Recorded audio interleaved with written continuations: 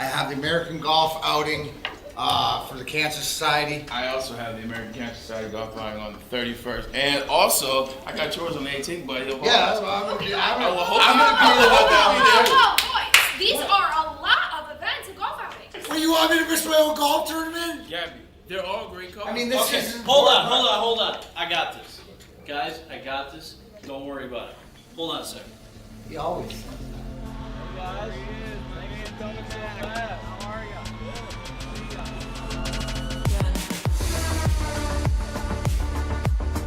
Remember the guys from Randy Wise, right? Sir.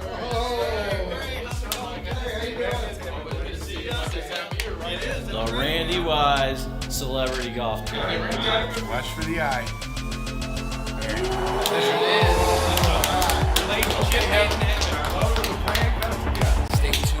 It's the Randy Wise Celebrity Golf Tour. Some of the biggest names in Michigan sports. And some, well, not so much. Brought to you in part by Premier Security Solutions, Fairway Packing Company, and Swiss Insurance. Watch episodes at woodwardsports.com.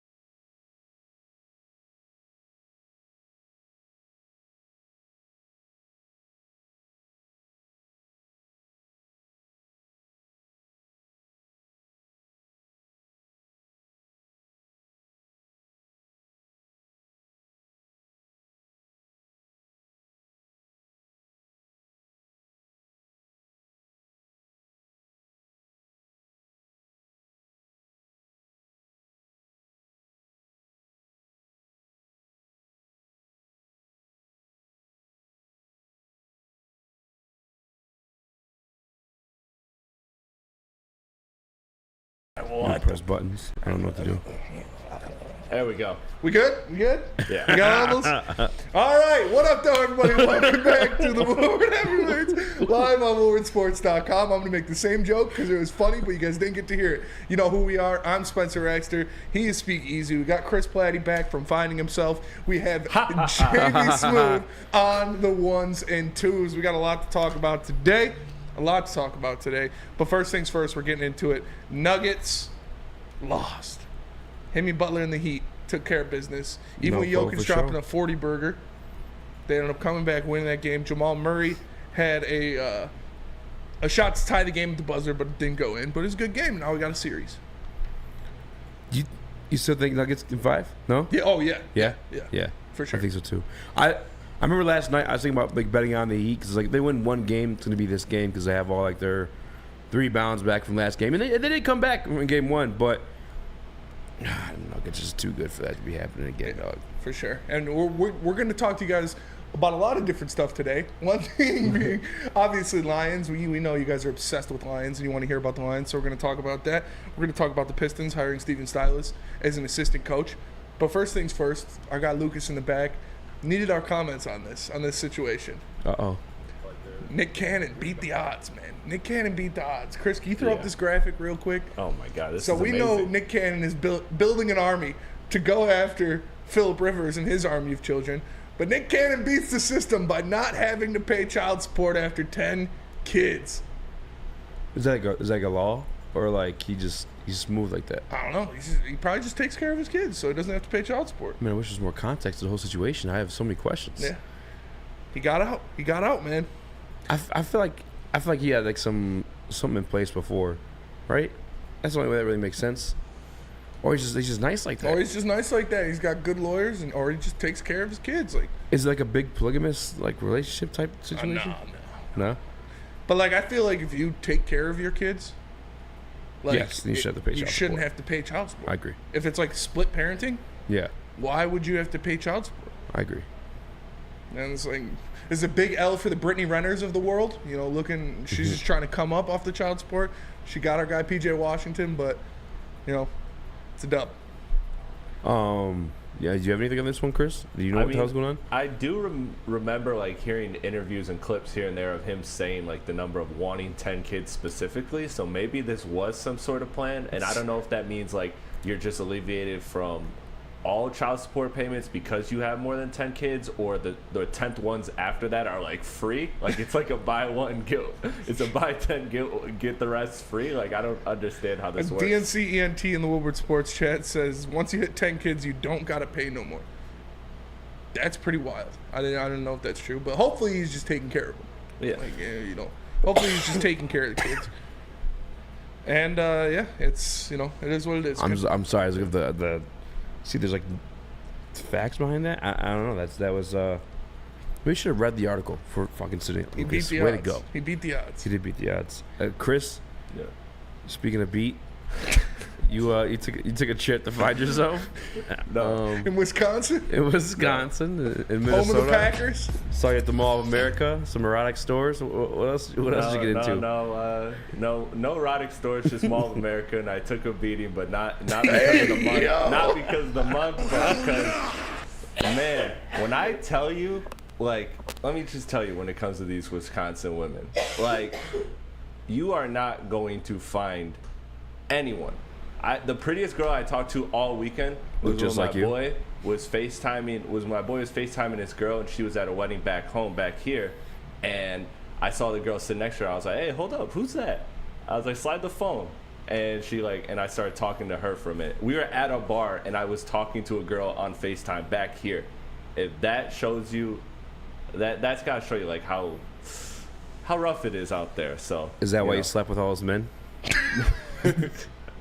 During your trip? So the women were looking bad, but the dudes were looking right. The dudes is banging. I'm just saying that if you ever want to give up on women, go to Eau Claire, Michigan, or Eau Claire, Wisconsin. That's what's up. That's why you went. That's where your boy's been for a minute, huh? Now he's back. He's a new man. He walked in. This is not even a joke. He said, "Yes, heavy." Deadass? Yeah, it was awesome. pretty funny. But Is it the story you said you had to tell, or no? Oh, I got so much to tell from that trip. It was, but the main part was that literally it was we were sitting there, the three of us guys, and we were just like, dude, there is Who do we zero bang? pretty women, like none. When Like did the none. dudes get It here? was tough. It was really tough. How about I tell you, we came back to the airport, me and my boy that stay here, and immediately saw 5 women that are more gorgeous than anything Wisconsin or Minneapolis has to offer. Well, that's just riveting stuff there, Chris. Yeah. Yeah. Electrifying. I'm electric. Thanks for It's- letting us know Wisconsin's have hot fucking girls. Who would ever thought? Of all fucking places. They got some broad ass Wisconsin. shoulders too. Yeah, they build linebackers. Oh yeah, It's for facts. sure. It's corn country. Or It's cheese corn country. country. It's cheese technically. country. I won't Packer lie though. country. When the Packers fans are here, they're fans. The girl ones, they're winning. Yeah, well, Green Bay is. How far away is Green Bay from wherever the hell you were? I don't know. I have no clue. He's probably It in like felt the like downriver nowhere. of Wisconsin. He's like, there's no bad bitches here. It's like, yeah, got a bunch of meth heads. It's the all I know about it is the owner of Menards lives there, and like that's Save big money. that's where it is. Menards. Like all you have is Menards, storage units, and trees. That's it. It's Why'd a weird your friend place. move there again? Because he works for Menards corporate, so he's at their like biggest building. Like He said they their- rented out a their couple corporate. storage units. Yeah. Fucking laying the wood Had over at themselves Menards, huh? yeah. What's it called? It's soup kitchen. One of those storage units. Dirty Mike and the Dirty boys. Mike and the boys. That's what it's all about. But you put a couple things in the prep here. Just random stuff. Yeah, Sweden declares sex a sport. Yeah, isn't that crazy? It's a workout.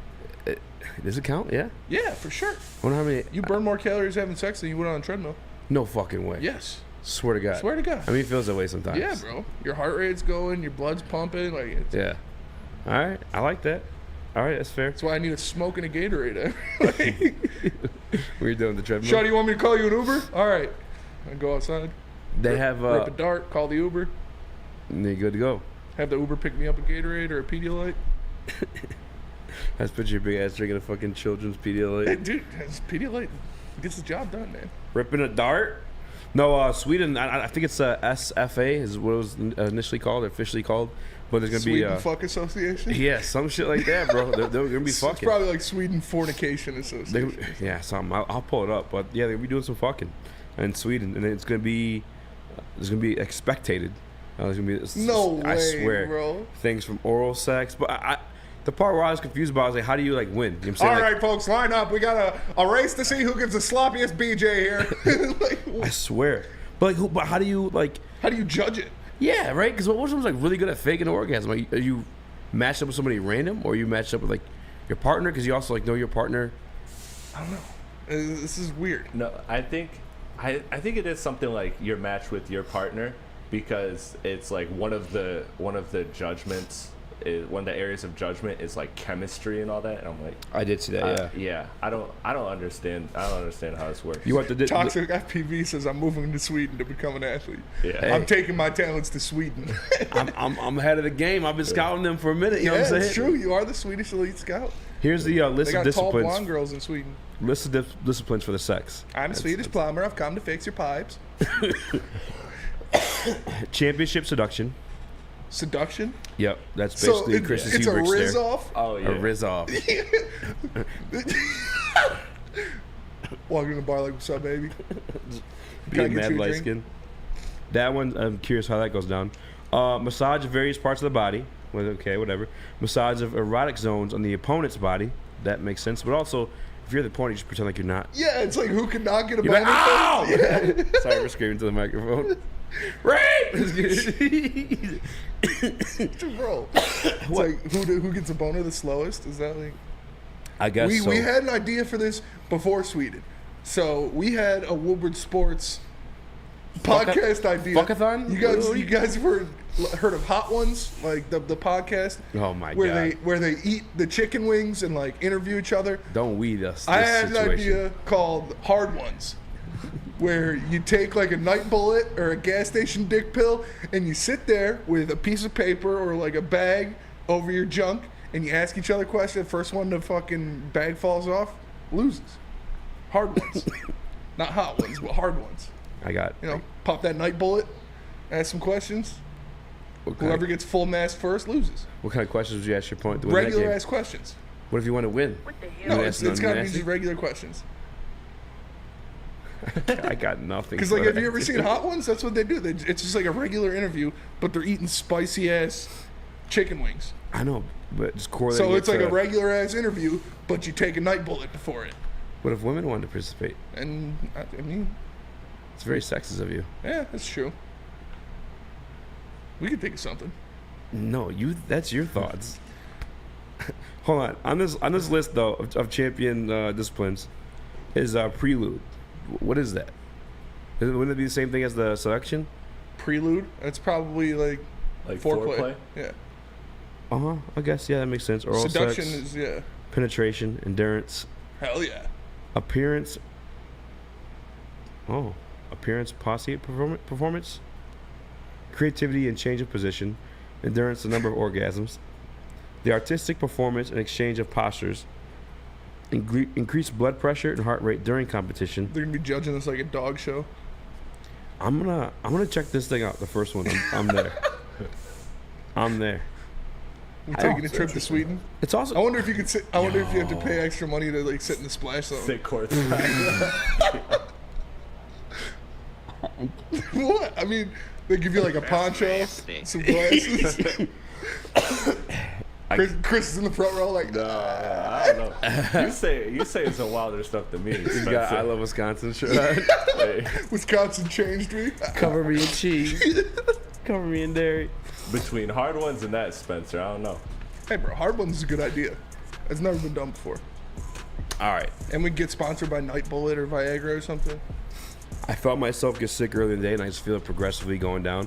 But it's time for the first ever Dispo read on There you the World go. Heavyweight. Shut up. Go extra long because they didn't do it on EEM. Okay. Elevate your senses and embrace the harmony of nature at Dispo Dispensary. Whether you're a seasoned connoisseur or new on your plant life journey, Dispo has over 10 locations with experienced budtenders ready to serve your needs. Visit disposhops.com today. That's DISPO shops.com. Your local plug. The only sports network in Detroit that starts with a W. You know, because we win. Woodward Sports, Detroit's winning sports network. Introducing the Planet Fitness Guide to getting that post-workout glow. Step 1. What's your why? More epic energy? Better sleep? Blow off steam? Step 2. Join Planet Fitness for just $10 a month and get moving in our clean and spacious clubs. Step 3. Bask in that post-workout glow. Join Planet Fitness today for just $10 a month. Join today at any of the 50-plus Detroit area locations.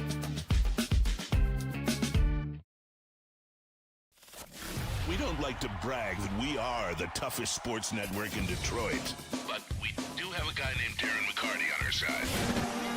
Woodward Sports.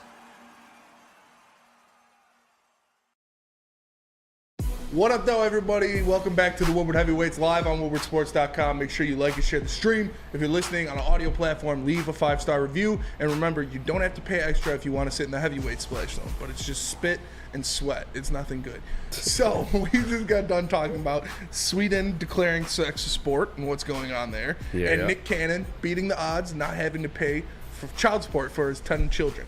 JB, you said there's you got some details on this Nick Cannon story? Yeah, so I got a little bit of context behind that. So apparently he stated that he is not in the child support system that is run by the government, but yet his kids have a open access to his bank account. So whatever they want or whatever they need, they can just go and get, because he's basically opened his bank account to them, and he says that it's not going to run out. So I guess. Wow.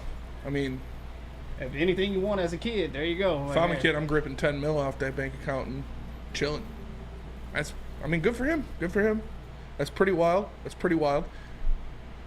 Would you ever do something like that? I just saw a wild ass comment on Sports Chat. What's going on with my guy Adam? Adam is wild. Adam would you is do wild. it?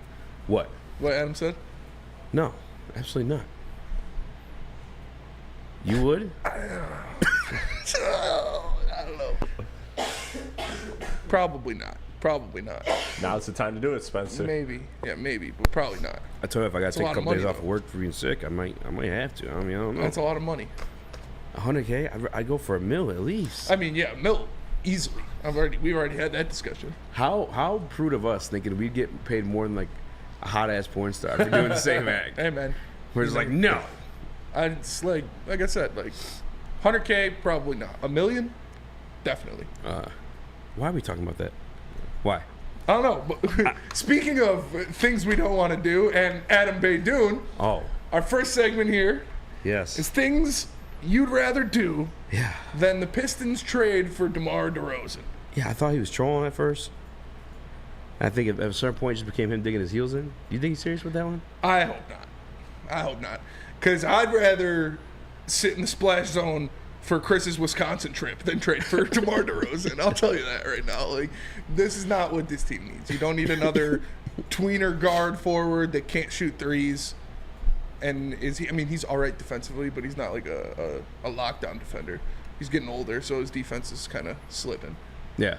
Bro, he's never even like I like DeMar. And DeMar has been nice. I think what highlighted him most, beyond his play even, don't tell me he's not, is the dunk. Yeah. The slam dunk contest. Outside of that, he's kind of been... No, DeMar's good, man. He's good. He had a fantastic year. But he's never been a piece worth trading for. Yeah. Like, oh, this is the guy going to complete our team. Like, no. I would rather father Nick Cannon's 10 children than trade for DeMar DeRozan. That's in the splash on Nick Cannon fathering 10 children than fucking trade for DeMar DeRozan. Bro, I'd rather trade for Brittany Griner than DeMar DeRozan. Yeah, I'd probably rather do the same. Yeah. Nah. Can she shoot? She got the strap? Not really. I mean, she got some kind of strap. Listen, man, this guy's what? Same age as Bojan Bogdanovic. Has 1 year left on his contract. Yeah, he's a terrible fit for this team. Terrible floor spacer, a ball stopper, can't shoot from three. Yeah. At least consistently. Not what? And on God's green earth, and then like, I love Adam. I love you, Adam. He's got good veteran leadership. When has DeMar been known as like a vocal piece of any team? Yeah. When has he ever been known as that? I think his biggest highlight in like that aspect was like his daughter sitting fucking courtside for a playing game. Yeah. You know what I'm saying? I'd rather sit next to his daughter at a courtside game where she's screaming like that than trade against your team. DeRozan. Yeah. I would too. Yeah. I would too. By the way, just coming off a season next to Zach LaVine, who's pretty fucking good, right? Yeah, pretty good. And they couldn't even get into the fucking playoffs that year. Why would we trade for this guy for 1 year? Like if I'm anything, if I'd I'm rather doing be anything, a Bears fan than trade for DeMar DeRozan. Dog, I'd rather be a fucking WNBA fan than trade for DeMar DeRozan. It's tough, man. It's tough. I'd rather get my weeds somewhere else than Dispo than trade for DeMar DeRozan. That's facts, bro. Yeah. Like I'm not about it. Not about at it. all, Not whatsoever. Sorry if I even come for a list of things I'd rather do. I didn't either. I was just You're killing it. Going off top. You're killing it. Chris, you're a big DeMar DeRozan Chris fan. is saying, I'd rather my Wisconsin trip be true than trade for DeMar DeRozan. That's exactly where I was going to go. I would rather take home an Eau Claire, Wisconsin woman than trade for DeMar DeRozan. I'd rather 3-putt for the rest of my life than trade for DeMar DeRozan. I don't even know what that means. So when you putt 3 times. Is that like normal? No, it's bad. You never want a 3-putt. I knocked down a couple 20-footers. It was my first round out. It was nice. I was hyped. Yeah, I don't know, man. It's just no. I'd rather never be able to trim my fingernails again than trade for DeMar DeRozan. I'd rather have no hands.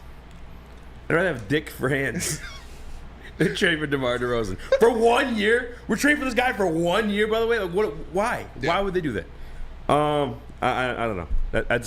I'd rather them hit the season with Cade, with Ivy, to see what you got. Yeah. I'd rather them run a Jalen Duren, James Wiseman, Isaiah Stewart at 3-4-5 combination than trade for DeMar DeRozan. I'd rather Chris come off the bench as a 6th man than trade for DeMar DeRozan. Yeah. Easy. I'll be honest with you. I'd rather have DeMar DeRozan than the last one you thought the last scenario you had. Dicks for hands? Yeah, because I mean, think about brushing your teeth. That's gonna get tough for you. Oh man, that's a good point. You got to put a toothbrush in a dick hole, and or accidentally suck a dick.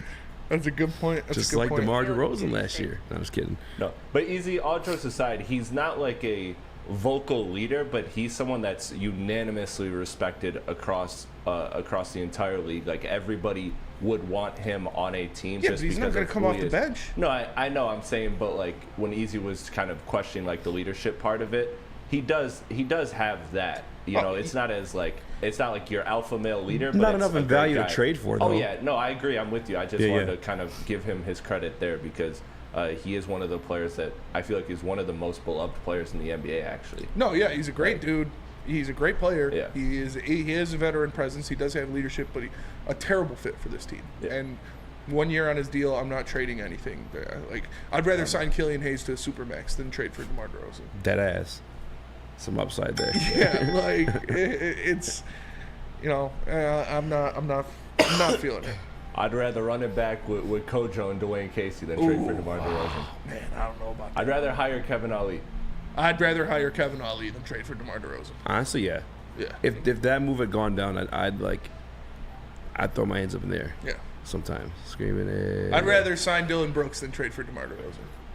Honest to God, I would rather sign Dylan Brooks than trade for DeMar DeRozan. Oh, me too. At least there's a 3-and-D aspect to that situation where DeMar's just like, what the fuck would you do? Why would we do that? No, it'd be like the Josh Smith era Pistons where it's just absolutely no floor spacing. Yeah. Because Cade and Ivy, they can shoot the 3, but they're not knockdown 3-point shooters. And if you add DeMar DeRozan to that, who can't shoot the 3, yeah. Yeah. That's gonna be the next World Heavyweight shirt. I'd rather have the baby talk everything for the rest of my life than trade for DeMar. I would rather do this than trade for DeMar. Like again, no disrespect to DeMar DeRozan. He seems like a great man. He is a great player. He does have a lot of leadership possibilities, but he is a terrible fit for this team, and he would not come off the bench. So I'd rather anoint Jared Goff as the greatest quarterback ever and down that one for $100K than trade for DeMar DeRozan. I'd rather be featured on Detroit Lions Forum every day for 3 months. I'd rather look trade like for DeMar. Detroit Lions Forum. I'd than rather trade wear for DeMar 2 DeRozan. watches than trade for DeMar DeRozan. 2 watches and a turtleneck fucking all what the fucking, what do you call them things? Click clack fucking shirts. Yeah. Under Armour. There you go. Click clack. Click clack. JB, you got anything you'd rather do than trade for DeMar DeRozan? I'd rather go to a DRoY concert.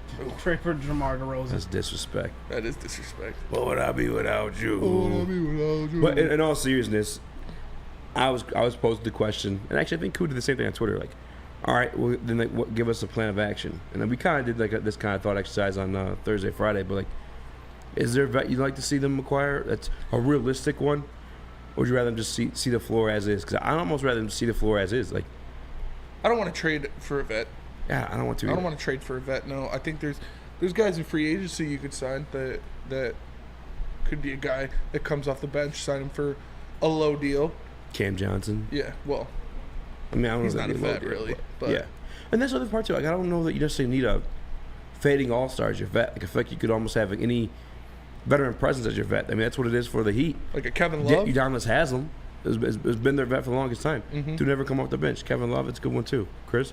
I mean, also, like, you do want veteran players too, but we'll get to it later in the show. The coaching staff has a lot of experience between it, the coaching staff and the front office. So there is a lot of leadership. You do need some on the court as well, but I think that gives me even more confidence running with a young team and watching this young team be able to improve when you have one of the most experienced coaching staffs in the NBA now, and front office too. When you include, again, Dwayne Casey's still there, John Beeline's still there. Like, you still have a lot of experience in this organization as a whole. So I think that's very important. Yeah, I'd rather have Cade go out. What up? Your season? I'd rather them sign Jared Goff to Lamar Jackson's to Patrick Mahomes' contract than trade for DeMar DeRozan. That's fair. Yeah, I'd rather them just hit the floor this year, what they got. What they end up taking at number 5. Because I know, albeit the worst season, worst record last season, but that's without Cade Cunningham. Without like sophomore Cade Cunningham too, like the evolved version of Cade Cunningham. Before we're out, he's averaging 20+ points, 6+ assists, like doing Cade Cunningham things as expected of him. So like, I don't know why you not expect those things of him in year 3. Technically, I'm kind of year 2 for him. Yeah, you know what year I'm saying? 2 like, really. Yes, I'm not really tripping on, like, I'm not putting any rush to make any type of commitment like that to this roster. No, At least fuck around too early. They got to fix their defense though. Yeah. And we'll see what they do there, but I think implementing a new system will go a big length to doing that. And if you want to implement a new system to fix your defense, all you got to do is hit up Guardian Alarm.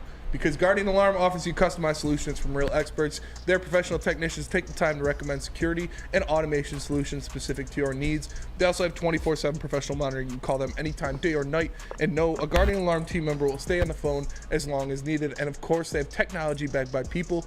Your safety and security deserve technology. It's been proven to work, and people who have been proven to care. So call them at 1-800. That's 1-800. Stay out right now, and let them know Woodward Sports sent you. Woodward Avenue, the first paved road in America. Woodward Sports, the first sports network born in Detroit and made for Detroit. Since the dawn of moving people, Chevrolet has led the way. The world of transportation is changing. At Feldman Chevrolet, we are leading the charge forward. With every electric vehicle, every mile traveled, one Feldman at a time. The company that puts more Chevys on Michigan roads is now the #1 name for Chevy electric vehicles. You have an opinion? Make sure it's seen and heard. Corner, jumper, tweet us, hop on the YouTube chat, slide in the DMS at Woodward Sports on all social media. What up, though, everybody, and welcome back to the Woodward Heavyweights live on WoodwardSports.com. Make sure you like and share the stream. If you're listening on an audio platform, leave a 5-star review. For the man to my left, the one and only Speakeasy, I'm Spencer Raxter. We got Chris Platty back in the TD booth, and JB Smooth, as always, on the 1s and 2s. So we did a little bit of Pistons, and we'll get back into the Pistons later. Like, Chris got back into some stuff his second day of his Wisconsin trip. But we need to talk. Big in now. We need to talk about the Detroit Lions because it's all the people care about. It's all the people want to hear about. It's all you guys. Gets the people going. Bloodsuckers just love the Detroit Lions. But some new odds came out for one wide receiver that's on the market, and his name is DeAndre Hopkins. Let me see it. And the Lions have the second best odds to land DeAndre Hopkins. The Browns are at plus 100, yep. And the Lions are at plus 400. With the second best odds in the NFL to land the coveted wide receiver, DeAndre Hopkins. What sportsbook was this? Do you remember?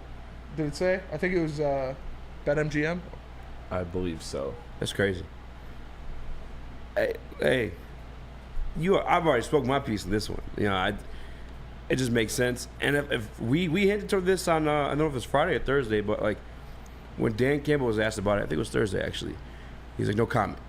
Immediately dismissed it, no comment. Yeah. Interesting. I think so too. Interesting to me as well. Like, why would you? Because when Demar came up, dismissed it. When Jalen Carter stuff came up, obviously to play into like that's a draft situation. Yeah. Any other like free agency situation came up, I feel like they're a transparent organization. They kind of always dismiss things. This one, we're not gonna talk about it. If the Detroit Lions end up signing DeAndre Hopkins, I'm gonna have to go to the hospital because it's gonna last longer than 6 to 8 hours. Like, you're gonna win hard ones. I'm gonna be hard ones. This desk is gonna be lifted off the ground. Like, if they end up signing DeAndre Hopkins, I will be so excited. That would make them, I would say, the third favorite to win the NFC. There would be a guy open on every single play. Yes. There'd be zero excuse for. I mean, I'm not attacking the guy here, but zero excuse for Jared Goff. If you had DeAndre Hopkins, Amon-Ra St. Brown, yeah, and then week 6 move forward, Jameson Williams. Just imagine giving Ben Johnson that kind of weaponry. On top of how respectful you've already seen Josh Reynolds look, Cleve Raymond come in big times for you too, like, and then Jahmyr Gibbs as well. And Sam Laporta. And Sam Laporta. And Penei Sewell. Got a lot of pass catchers. That's a lot of pass catchers, man. Yeah, sure. That's a lot of pass. That's a lot of pass. It's like what Chris was doing on his Wisconsin trip. You got a lot of guys catching, and like this would make me so extremely happy if they went out and got DeAndre Hopkins. And now we're seeing that it's more than likely, they got pretty damn good odds to make it happen. Yeah, there was some beef last week too in one of our post live streams, and someone's like, "Would it make no sense for him to grab D-Hop? He's not fast." He's never been fast. He's never been fast. Yeah, he's been this his entire career. Guess what? Newsflash number 2, gets open. Guess what? He's a Hall of Famer. Yeah, that not fast player has over 11,000 receiving yards in his career. And I bet this very same person probably dick riding on Amon-Ra St. Brown a little bit too. Mm-hmm. And all due respect to Amon-Ra St. Brown, he's not the fastest guy. Not really known for his speed. Yeah. Just good at getting open. Like, you have 2 of those situations on both sides of the field. You're probably like in ideal situation to be with an offense, especially once Jameson Williams was able to come back and just fucking scream down the middle. And I bet that same guy who said he's not fast, why would we sign him, was very excited about that Marvin Jones signing. Yeah. That's what it doesn't make sense. When people were like hyping up the Marvin Jones signing, I mean, all due respect to Marvin Jones, but then they're like, why would we sign D-Hop? He's old and not fast. Marvin Jones is older, and he's not as good of a receiver. I don't get it. I don't get it. No, I'm trying to read some of the comments too. I mean, I think the only thing that, like, I guess make me not want to sign him is maybe the type of deal he wants, or I mean, that's really the only situation I can think of. But to the same people who say like they're within a championship window, acquire championship talent. Grab more guys to help you win. And we did this last time too. We looked at the list, the odds makers, or some of the teams that are on here.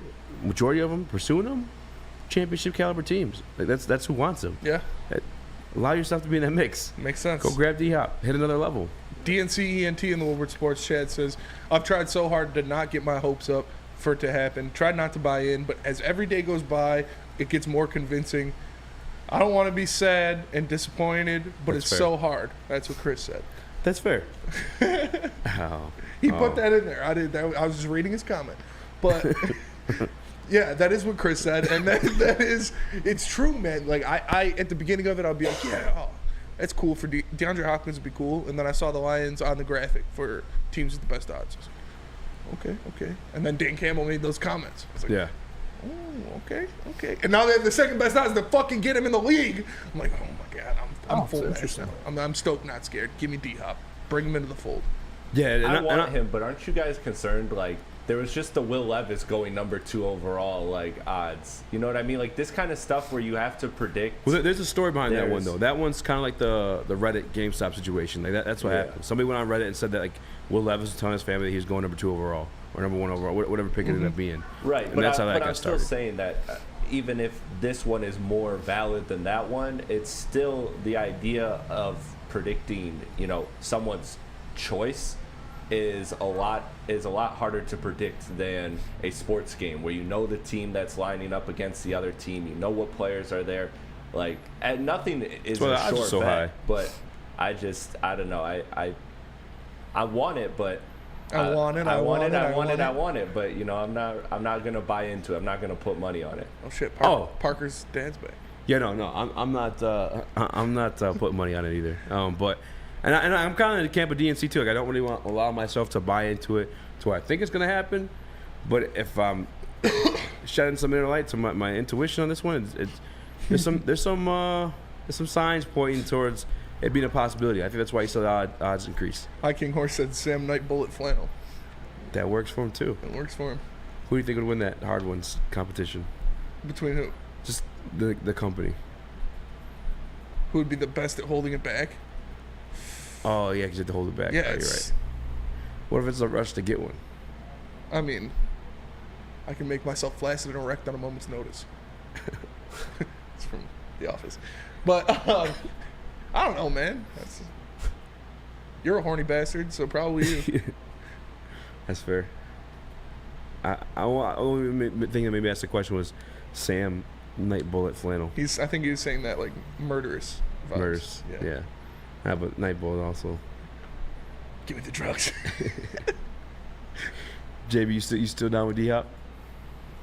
I mean, I'm still in for it, but I don't think it's gonna happen. I mean, you got some nice odds here for us in Detroit, but still, I think he's favoring Cleveland a little bit just to hook back up with Deshaun Watson. Ooh. So, yeah. I mean, I would want it to happen, but honestly, I don't think it is. Like, I don't want to get my hopes up, so. That's fair. Detroit Supremacy being the ultimate troll in the chat says Marvin Jones Jr. greater than D-Hop. I mean, he was trolling somebody earlier too. I forget what it was. He said Josh Smith was the second coming of Dominique Wilkins. Yeah, that's what it was. I knew he was trolling whoever that was too. Yeah. And in the MJJ one, that you can't even cross anything for that one to make sense. These are Dominique Wilkins things like Josh. He did have the fucking dunking thing down for a minute. Oh yeah, I mean Josh Smith was fun to watch, but the Marvin Jones Jr. over D-Hop, that's just you trolling at that point. Certified troll, no big issue. All right, well I'll put you this way then before we get going on it. Is that an automatic berth to like the NFC Championship? They signed D-Hop? I mean, that's tough to stamp. JB already has him winning the NFC Championship, so I mean, I know his answer, but I think yes, it definitely increases your odds to get to the NFC Championship if you add a receiver of that caliber. Like, think of that receiving core when Jameson Williams comes back, where you'd have Amon-Ra St. Brown, Jameson Williams, and DeAndre Hopkins with Jahmyr Gibbs coming out of the backfield, with Sam Laporta playing and doing his thing, with guys like Khalif Raymond, Marvin Jones, and Josh Reynolds as your 4th, 5th, and 6th receivers. Like, that's nasty to me. You give Ben Johnson that, with the great offensive line that will allow Jared Goff to stand back there, make the right reads, make the right throws. I don't see a lot of people stopping that offense. And all due respect to DeMar DeRozan, but I kind of spoke to him as like not that. I never saw him as the veteran leadership type. With D-Hop, I think there is a little bit of that. We have a former superstar or still superstar, however you want to look at it, but former superstar wide receiver entering in the same wide receiver room as a guy like Jameson Williams, who's kind of like going through a little situation there. Mm-hmm. I don't know if you guys saw the thing about at practice, Jared Goff and Jamo getting into it based off whatever type of route running he came up short on or whatever the situation was. But I think that's a situation where D-Hop can like interject and help him with that, because obviously not being the fastest guy in the field, D-Hop's pretty damn good at route running. You know what I'm saying? Or just finding himself open. Mm-hmm. To have that better creating separation. Exactly. Yeah. To have that piece alongside Jamo, like in and out of practice, and beyond that too, just like the how to be a pro, because that's one thing you heard Amon-Ra St. Brown talk about in Marvin Jones Jr. And again, no disrespect to Marvin Jones Jr., but like Amon-Ra speaking that highly of him as a vet in the game. Okay, insert fucking top 10 vet of the game. Yeah, insert a Hall of Famer. Yeah, like practice those habits. Yes. And not just for Amon-Ra, for everybody in that fucking room. It'd be amazing, and I think, I'd put him for sure, obviously without injury, for sure a playoff win. Oh, yeah. Hands down. Oh, yeah. I have no doubt about it. I mean, the divisions already seem kind of easy. That like, I wish we could fucking pound that drum all fucking offseason, but like, the North is the Lions. JB, if they signed DeAndre Hopkins, would you have them winning the Super Bowl like Steve-O Baby says? Oh, yeah. We definitely winning the Super Bowl. Oh, my gosh. Sign D-Hop. it's on. Hey, Yeah. I admire the confidence. But I just think that would, I agree with everything you said. Like what he can bring to these younger guys, how he could teach them to be an elite receiver in the NFL for 10 years. Like that would definitely benefit them. Going from place to place, learning new systems, learning new schemes, and still producing. Yeah. With different quarterbacks, with Matt Schaub, with Trace McSorley and Colt McCoy. Like, the man gets his. And I don't know if my guy's being a troll or not. I'm going to do what I got to do, and I'm going to get mines. Now, that's just the worst attitude I've ever heard. That's what Detroit Supremacy's kind of hitting towards with D-Hop is like the diva. Don't care. Never. Well, dude, when's it ever been a thing? Yeah, I've never heard of that. There's never been a narrative behind him at all whatsoever. Him being a fucking diva. Mm-hmm. Dude played the fucking Texans with their fucking shit for the longest. Yeah. Not shit, but just like, you know? I don't know.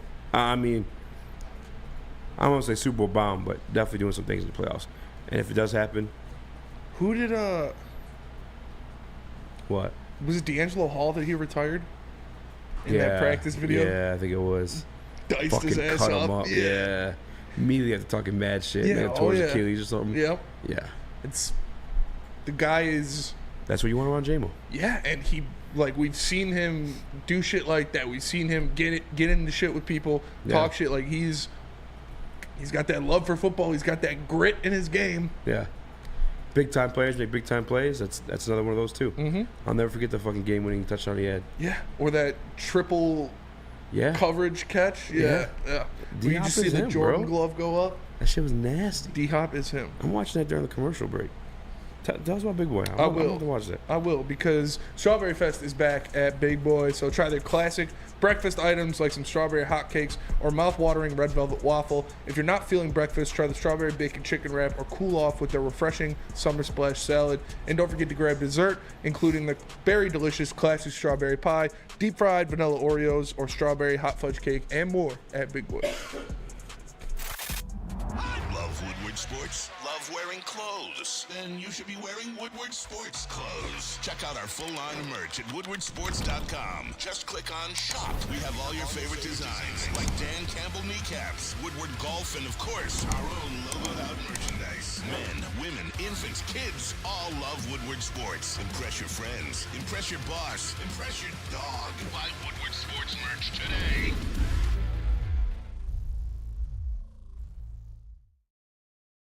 Walk into any Lady Jane's Haircuts for Men for an award-winning haircut experience and automatically enter for your chance to win not one, but 2 vehicles of your choice, courtesy of Les Stanford Buick GMC of Ferndale. That's right, 2 cars, one for you, one for your wife, your girlfriend, or your best bud. Lady Jane's Haircuts for Men, open 7 days a week. Walk in anytime, sign in, sit down, watch your favorite team play, and before you know it, your hair will be game ready. Let one of our talented, award-winning stylists make you look handsome and clean. Lady Jane's Haircuts for Men. It's wicked awesome.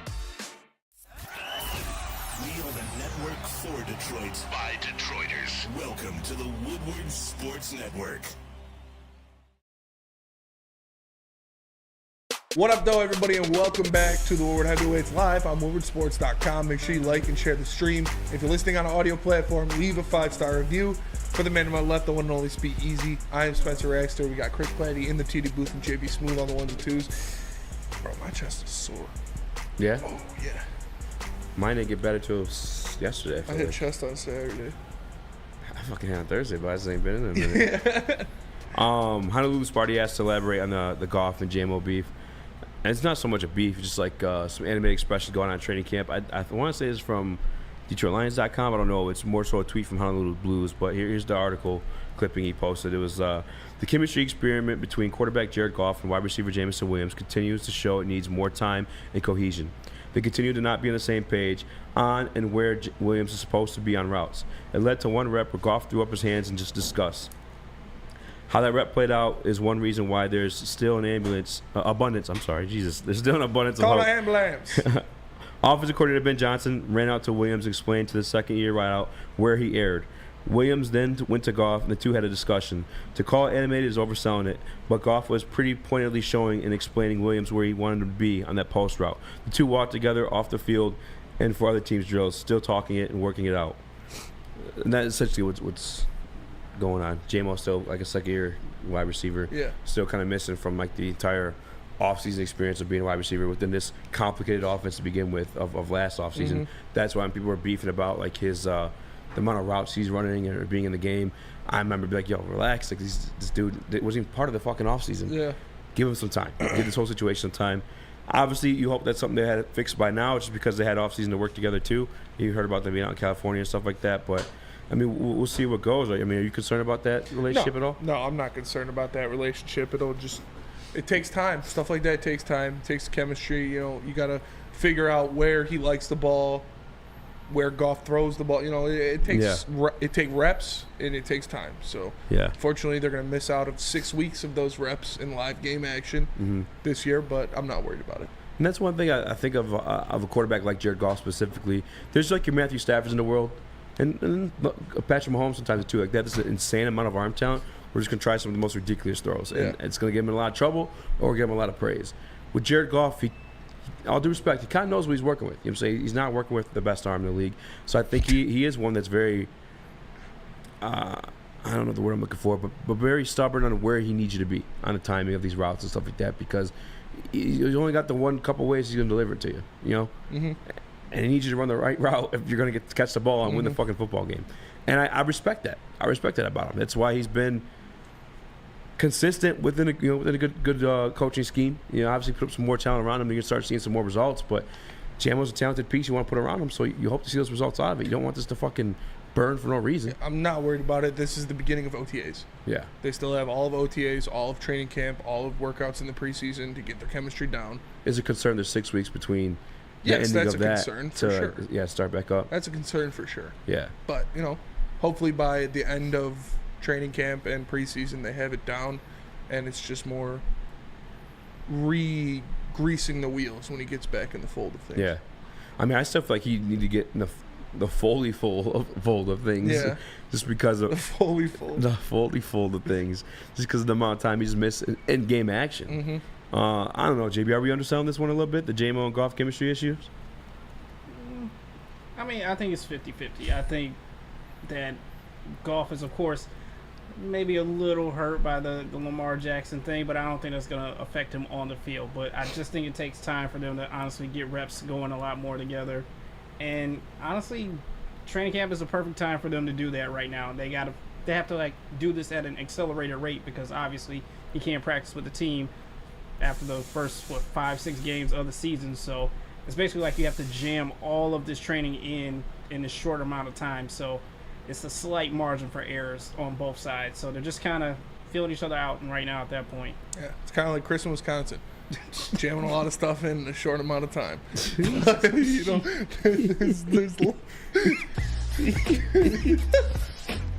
Chris, are we underselling the chemistry issues between the two? No, not at all. This is something that just happens, and people want to make a big deal about it because the JMO link to the Lamar Jackson. Yeah, Lamar Jackson and all of that. So, and plus, you know, at this point, people necessarily don't have a problem with JMO, but there are certainly people that are wondering between this, the gambling, all that, kind of, you know, just how easy is he to get along with. So I think that's all the factors that play into it. But in reality, I'm not concerned about it at all. Like, this is football. This is the most physical, violent, cutthroat sport in the world. And with that, you're going to have confrontation. MMA? Yeah. Yeah. Oh. Yeah. I thought you were going to say team WNBA. sport. Team sport. No, for sure. No, 100%. Not like 100%. Kind of way, but 100%. No, it's like, we even heard Dan Campbell comment on it. Like, I'm not worried about this, about the JMO stuff. And his teammates love. You see Kirby Joseph wearing the free JMO shirt. Like, guys want to be around this dude. He seems like a good guy. He just made a stupid decision, which was a stupid rule that I think we all can admit that it was a stupid rule, but he needs to know that rule, and he shouldn't have made the decision. So you can't really, you know, put the blame on anything else other than him making a dumb decision. But he's even said it himself. Like, he didn't know that was a rule. He's mad about it. He just wants to get out there and work with his guys. So yeah, and I'm not even like, Jamo's so talented that I know it's gonna be like, even if he's not consistently great, like a Tyreek Hill-esque, and granted, that's asking for a lot. Tyreek Hill is great. I think he's like underappreciated as what he's been to the game consistently. But even if he's not that, he's so talented that he still could be that Deshaun Jackson for you. Yeah. He can still be that Ted Ginn. You know what I'm saying? Like, just those fast guys that break out and they're going to get you like 6 or 7 touchdowns of the season. That was like, holy shit. Like, thank God we got that guy type of situation, you know? Oh, now, that's what he's going to do, man. I'm excited to see him on the field. Yeah, and if they get the chemistry down on top of that, then it's just fucking and like money. The videos I've seen of him at OTAs, like making catches with his hands, reaching out, making a catch, bringing it in, tapping his toes, like the guy looks ready, man. I'm just sick. We got to wait 7 weeks to see him. I know. That 6 weeks, right? Well, yeah, but 7. Yeah, if you wait the whole. Yeah, you're right. I mean, how much PT do you think he's getting in preseason? Oh, I think he's going to play a vast majority of the preseason. I think so too. He should. He should get nicked up a little bit. He got some time to heal up, right? For sure. Like, fuck it. I think he should play a lot in the preseason. I think so too. I think he needs to. Yeah. Only unfortunate part about it though is I don't know if the coaching staff feels the same way about Goff. I mean, obviously he had to fight to play in one of the games last offseason. I don't think Goff should play in the preseason at all. Yeah. I think that's like maybe get him like 2 drives and just have him throw the ball to Jameson Williams every single play and then get him out of there. That's fair. But like I don't think Goff should play in the preseason at all. That's probably how I do it too, because you're making sense of it too. Especially if you're reading this, it's based off a situation where Jamo's just running the wrong route. Like he could just see PT without Goff in there and have him run the playbook right. Yeah. But I still would like him and Goff to be on some type of page just because of the inability to connect that we saw during the regular season last year. Burn in the Woodward Sports Chat says Jamo going to be putting up preseason records. I hope so. Like I'd like to see him play a majority of the preseason. You know? He needs that full contact live action snaps, even if it's against bumps. Yeah. And I want to see him hitting nasty double moves and beating a guy down the field. And then, bro, D-Hop would be such a fucking upgrade for Jamo. It's not even funny, bro. Not even Hendon Hooker, but Nate Sudfeld dropping bombs. Like, I'm thinking back to like that Hard Knocks clip too of D'Angelo Hall. It's like realizing though, I'm not trying to sound like disrespectful at all, but like obviously the lack of explosiveness or speed that D-Hop has. Was able to do that to D'Angelo Hall. He still diced his ass up. Yeah, who was like one of the most like decorated like athletes to play that position. Like I know he had like some blazing 40 time. Yeah, oh yeah. He was a hell of an athlete. For D-Hop to dice him up. He was kind of old at that point, but still. Yeah. Still dicing him up though, and you're not that. You ran a 4.7. Is that real? Was it a 4.7? It's 4.57. 4.57. Okay, Yeah. Feels a lot. Okay, I was about to say 4.7 is fucking 4.7's rough. Yeah, that's pretty rough. He ran. D-Hop ran a 4.57 at his. And not that Antoine Randall can't provide some of that as a former player himself too, but D-Hop's playing it's different. The era of now. It's different for sure. The veteran tricks you get away with now. And D-Hop's a Hall of Famer. Like yeah, that too. The guy, you put him out there, he'll make the rest of the unit better. Not only by having more eyes on him, like people have to account. Like, no offense again to Marvin Jones and Josh Reynolds, but if you're a cornerback and you have to line up against Marvin Jones or Josh Reynolds compared to lining up against DeAndre Hopkins, you're sweating a little more if you're lining up across from D-Hop. Yeah.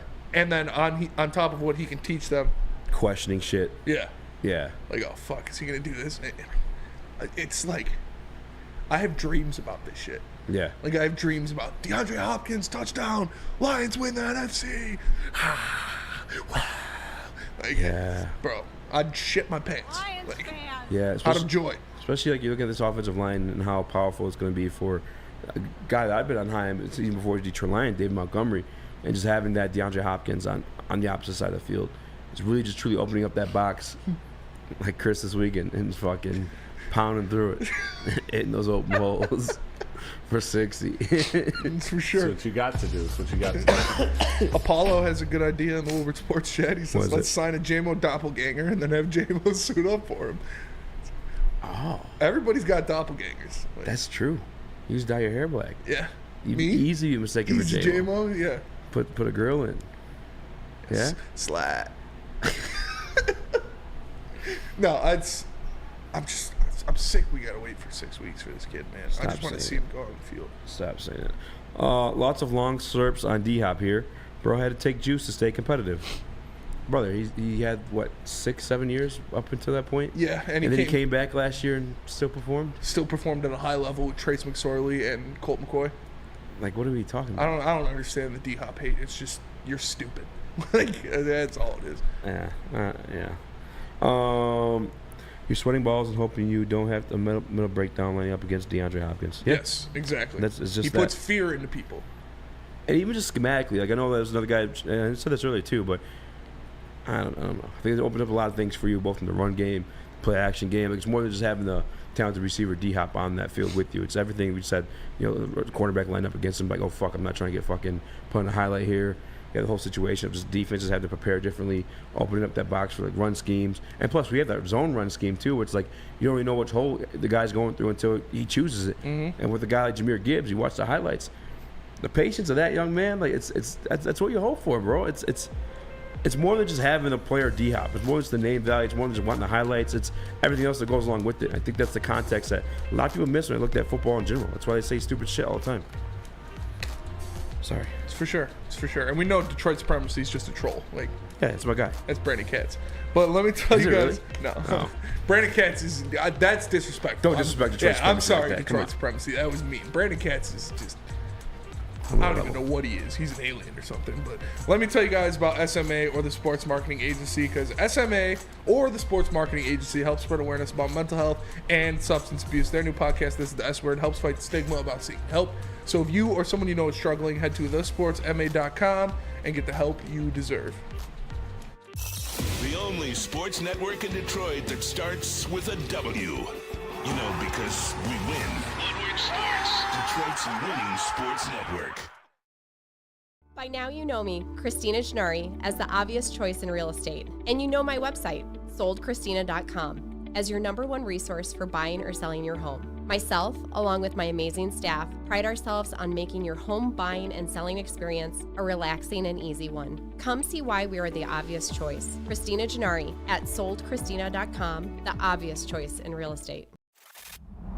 Love Woodward Sports? Love wearing clothes? Then you should be wearing Woodward Sports clothes. Check out our full line of merch at woodwardsports.com. Just click on shop. We have all your favorite designs, like Dan Campbell kneecaps, Woodward golf, and of course, our own logoed out merchandise. Men, women, infants, kids, all love Woodward Sports. Impress your friends. Impress your boss. Impress your dog. Buy Woodward Sports merch today.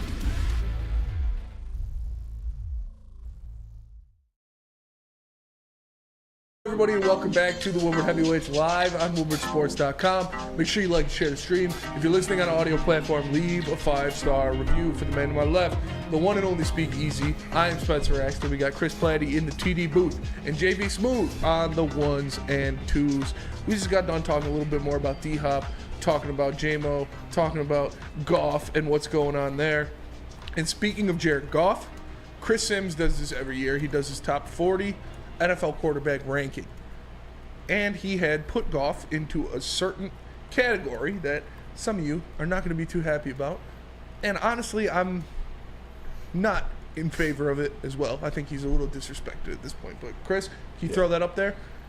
He has Jared Goff at number 17 on his list. Above him, he has Russell Wilson at 14, Geno Smith at 15, Ryan Tannehill at 16, and then Goff. And under Goff, he has Derek Carr at 18 and Kyler Murray at 19. So there we see Jared Goff with the likes of Ryan Tannehill, Russell Wilson, and Geno Smith above him. I know that you are a notorious Goff hater or Goff truther. Goff truther, come on. Yeah, they call you haters, but yeah. What is that list fair? Do you think you should be higher? Is that right around where you have him? All right, I'm just going to go down because the list stops at 5. Obviously waiting for his top 4. I think everyone could probably assume who it is going to be. But at number 5 was Lamar Jackson. 6, Trevor Lawrence. 7, Jalen Hurts. That's actually kind of wild. 8, Rodgers. 9, Watson. 10, Stafford. Daniel Jones. Kirk Cousins. Daniel Jones at 11? Daniel Jones at 11. Wow. 12, Kirk Cousins. Wow. 13, Prescott. This the one, based off the graphic that we had available, the one I had the biggest beef with was number 14. Daniel Jones at number 11? Daniel Jones at number 11. I gotta be honest with you, I'm not really beefing with Daniel Jones at 11. I don't know. Like, it's here's the thing. It's like It's like the Dylan Brooks thing. A guy gets put on a meme or gets made fun of enough to where like that stigma is stuck on them. Yeah.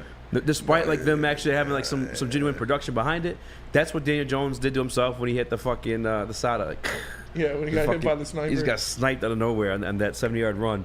But if you look at Daniel Jones, the way he paced that offense for the Giants last year, they went to the playoffs and won a playoff game. And might I say, he performed fucking excellent in that playoff game. JB, is there any way you can pull up his numbers from that game? He balled. He had the game of his life. And beyond just like throwing the football too, like dude was a dual threat. You know what I'm saying? I still think 11's a little high. I guess. I mean, it really depends on what they're going for right here. This is a bit of a legacy list that you got to say too, which is like that's the legacy. Then Goff should be over Daniel Jones if it's a legacy list, right? And Kirk Cousins too, but I can't even say legacy list. I mean, Russell Wilson at 14 is just criminal, and I'm a Russell Wilson fan. But he's not what he used to be. I mean, he had one bad year. I don't know. Really bad year, though, bro. It was a really bad year. It was like fucking like a Space Jam and he came down and took his fucking powers, bro. That shit made no sense. Again, I don't think he should be that high, but I don't know if we could say he's not what he used to be just yet. I mean, Deshaun Watson being still in your top 10 is kind of wild to me. Am I tripping off that? Again, he gonna warm up. I think he'll have a much better year. I think he obviously was going through a lot off the field last year. He was very rusty, and he looked poor. But I think he'll be better this year. I don't think he's just cooked. Like I'm cool. Top 10 is pretty wild though. I think there's a debate to be had there with Ryan Tannehill. I think that obviously, I mean, they're next to each other on this list. That's fair. I think he should be over Tannehill. Geno Smith. Again, this can't be a legacy list if you put Geno Smith at 15. I think he should be over Geno Smith as well. See, but like. Over them, I don't know. Over Tannehill for sure. For me, when it comes to those names, though, I'm okay with having the discussion there. I think names I put them over for sure. I mean, maybe I'm being a fucking hate. I'm not. I really don't hate the Minnesota Vikings. Like the Bears. If you hear me up here be biased in front of this microphone, it's gonna be against the Chicago Bears. Yeah. Although I feel like I'm still pretty fair to them, but Kirk Cousins has been like just complete fucking mid. And it's definitely not a legacy list. It's not a legacy list. If Geno's above, it's his best quarterbacks. Yeah, you're right. In the league. You're right. Because if Geno's above anybody, it's not a legacy list. But at the same time, there's also Chris Sims. Chris Sims kind of just says some wild shit every once in a while. Like, wasn't it him who had Zach Wilson over Trevor Lawrence at a certain point? Yeah. Like, there's that.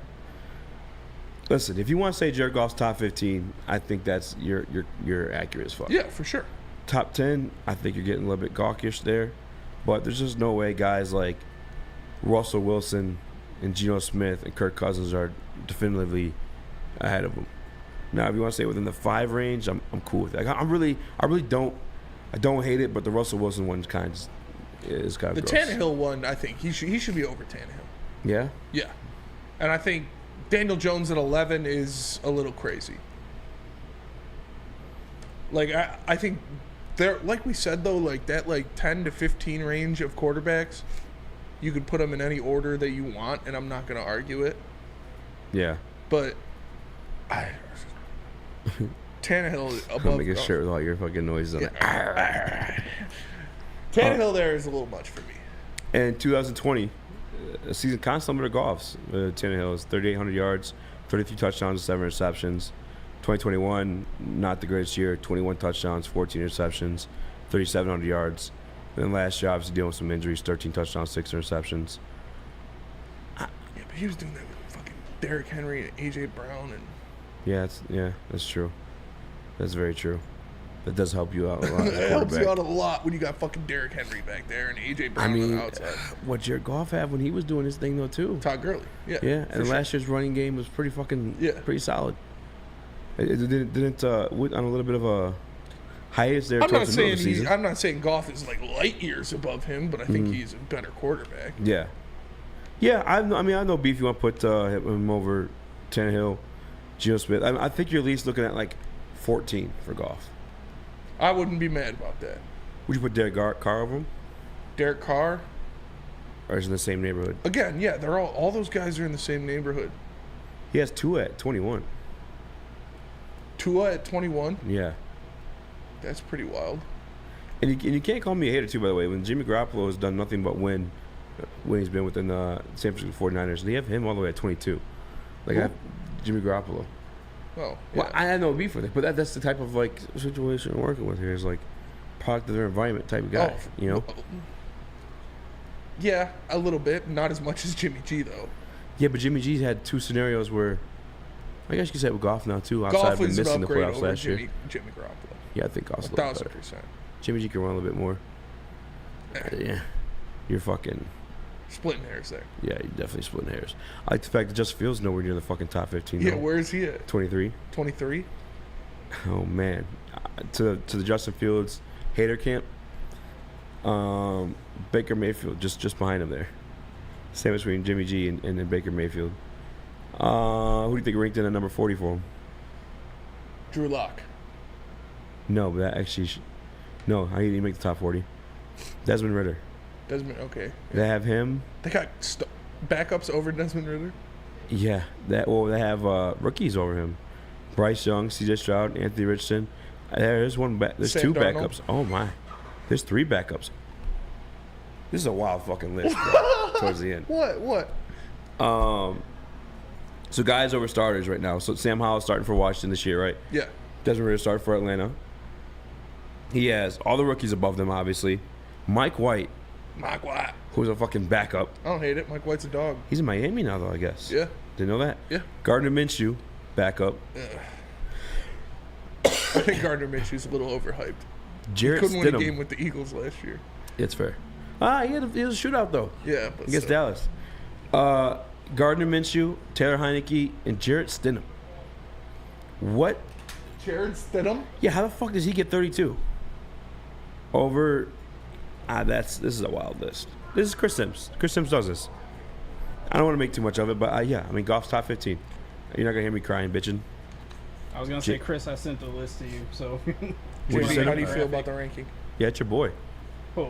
JG 16. Oh, I mean, it's a fair number, but honestly, you could have an argument to at least push him 13, 14. Like, Yeah. I think that's fair to at least say 13, 14. He's at least a top 15 quarterback, at least. Yeah.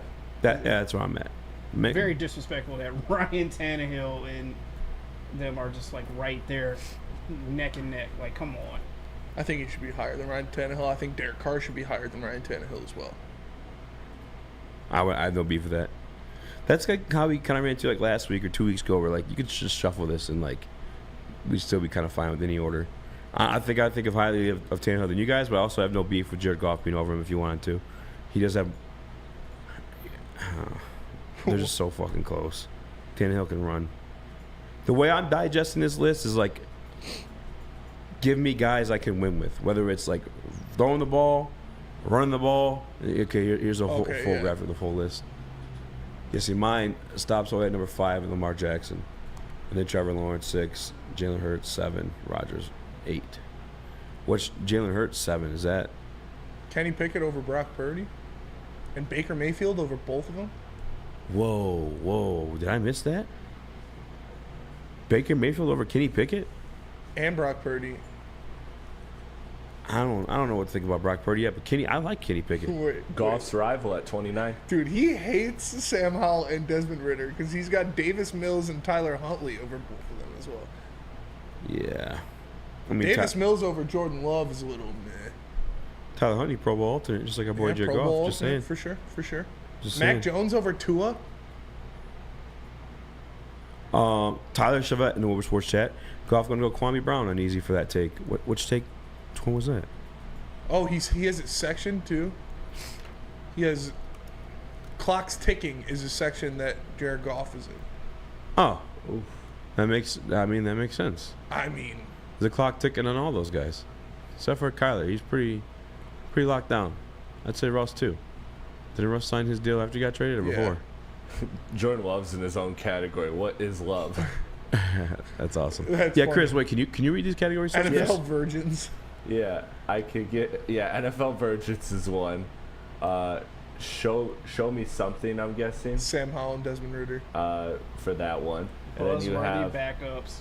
What is it? Buzzworthy backups. Buzzworthy backups. Backup Supremes. Backup Supremes, and then Shit or get off the pot. yeah, shit or get off the pot is Tua, Garoppolo, Justin, Baker. Wow. Wow. That's. So this sounds. Is that aggressive? I mean, it's Chris Sims. He's like a He's clickbaity at times. Let's be real. What up, Chris? I feel like the fact that he broke it into categories makes more sense when some of these like rankings are what they are, because if you're just going off talent, like, you know, some of these names, again, Jared Goff might not be the 15th quarterback, or Tua Tagovailoa might not be the best or the 21st best quarterback. Like, there's a lot of range in this list, so I think the fact they grouped it together kind of gives you insight as to why it's maybe not so much about the numbers, but more about putting people in peer groups and then ranking those kind of peer groups overall. I still think this list is wild, and he's on one, but should or get off the pot with Tua and Justin Fields in there? Really? Kind of early for those two, no? Yeah. Kind of for Fields. Yeah, for sure too early for Fields. Tua, I can see it. Fields, like, this is like his... Maybe if I'm giving him his fair share of, like, just kind of like analyze the situation, this is like his second year with an actual team. Sophomore Supremes, he's got Kenny Pickett and Brock Purdy in there. Yeah, I like Kenny Pickett a lot. I like Kenny Pickett. I wouldn't say a lot, but I think throws a very catchable ball. Yeah, how crazy he's got the glove too. Mm-hmm. Wild transition of Tommy Two Gloves. Yeah, I guess so. All right, well, more Lions talk when we get back, but not before speaking to us about Planet Fitness. I will, because Planet Fitness is the home of the judgment-free zone, where you can work out in a non-intimidating, judgment-free atmosphere for just $10.99 a month, or you can upgrade to the Black Card for $24.99. Get use of all the amenities. Or if you're a high schooler, you can work out until August 31st, ages of 14 to 19, for free. And you can even enter for your chance to win a piece of $200,000 that Planet Fitness is giving away. All you have to do is film a TikTok video contest, tag Planet Fitness, and use a couple hashtags. You can learn more at planetfitness.com, where you can sign up online or in club. It's Planet Fitness, where your fitness is essential. Woodward Avenue, the first paved road in America. Woodward Sports, the first sports network born in Detroit and made for Detroit.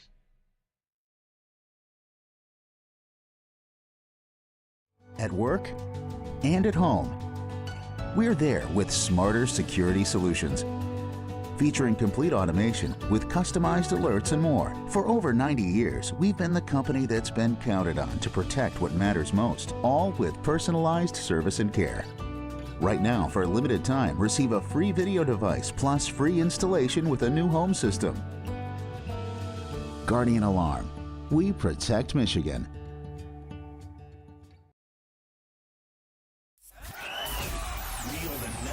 For Detroit, by Detroiters. Welcome to the Woodward Sports Network.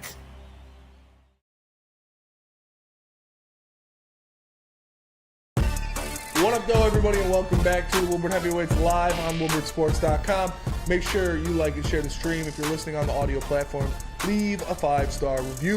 For the man to my left, the one and only Speakeasy, I am Spencer Raxter. We got Chris Platty in the TD booth and JB Smooth on the ones and twos. We just got done breaking down Chris Sims' top quarterback list so far. He does his top 40 quarterbacks in the NFL every year, and it's getting a little spicy already before the top 5 even comes out. But now let's talk about the Detroit Lions offense, because I saw some things on Twitter that gave me a lot of hope, but also was like, man, it's going to be tough for them to repeat similar numbers next year. Chris, can you throw the first one up there? Yeah. Which one did you want first? It doesn't matter. Any of them. Just put one up there for me. All right. So this is the number of drives ending in a punt or turnover in 2022. Number 1 in the NFL with 66 is the Detroit Lions. Let's go. And then the next best team. What was the need to put the numbers where people just weren't there, though? Is Buffalo, because you could see the disparity. I guess so. The next best team is Buffalo and Kansas City at 71. So the Detroit Lions had the least amount of drives ending in a punt or a turnover in 2022. That's going to be tough for them to repeat. That's not something that you can do very often. Obviously, with the type of offense they run, it makes it easier because you're not taking shots, you're not making risky plays, you're doing the safe route. And Jared Goff had an extremely good year in terms of taking care of the football. Is that something you think that they can, I don't know, I don't want to say duplicate, but can they be in the top 3 again next year? For the punts? For punts and turnovers. Turnovers, I don't know. That's going to be tough. That's it's a hard expectation to put on anyone. I was just looking at the Ryan Tannehill numbers to kind of give a comparison to Goff. And I just mentioned that 2020 season when we had the 33 touchdowns and 7 interceptions, and that was a 16-game season too, by the way. And the next year jumped up to 14. It's kind of the same conversation we've been having about the Derek Carrs, the Ryan Tannehills, the Jared Goffs. Like, they're never going to give you a consistent performance. You're going to have to expect, you have to give some room for error. So in the terms of turnovers, I don't know that we can expect the same scenario, but in terms of punts, I can see that happening again for sure. I think that's more just to do with the system in general, where like obviously turnovers, they happen. And sometimes you get lucky, sometimes you don't. Sometimes that's just the way football works. As Lions fans, I feel like we know this more than any other fan base. The amount of games we lost off of weird fucking technicalities, the runoff against Atlanta. Oh my God, that shit pissed me off so much. The Calvin Johnson rule, the swat out of the end zone against Seattle. Like we see that weird shit all the time. But in terms of like the punts, I think the system that Ben Johnson has is gonna be just as good of last year, if not, like you said before, maybe some more weapons, extra wrinkles in there too. So I can see him still ranking top 3 in turnovers. Or I'm sorry, just in that list. Yeah, I agree too. We put it up there, but the Lions were first in the NFL in teams with the least amount of drives ending in punts or turnovers last year.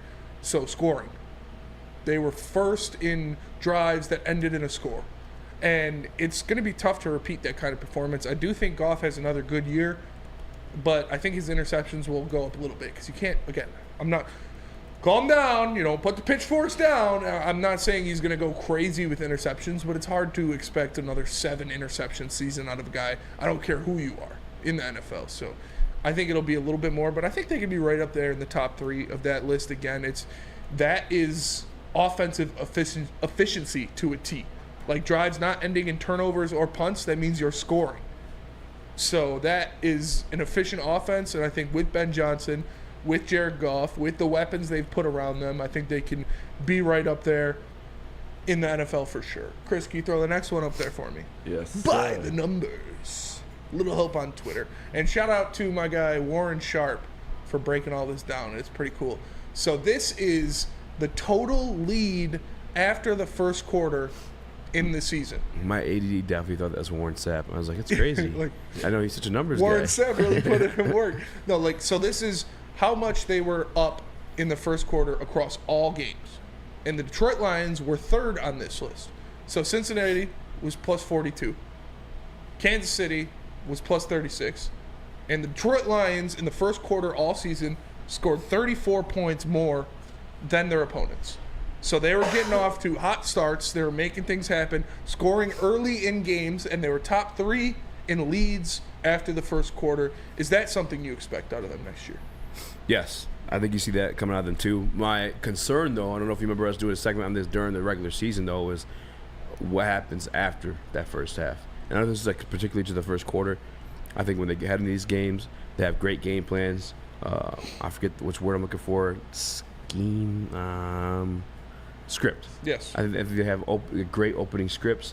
I think they get the push and pull they want out of these offensive defensive interactions out there.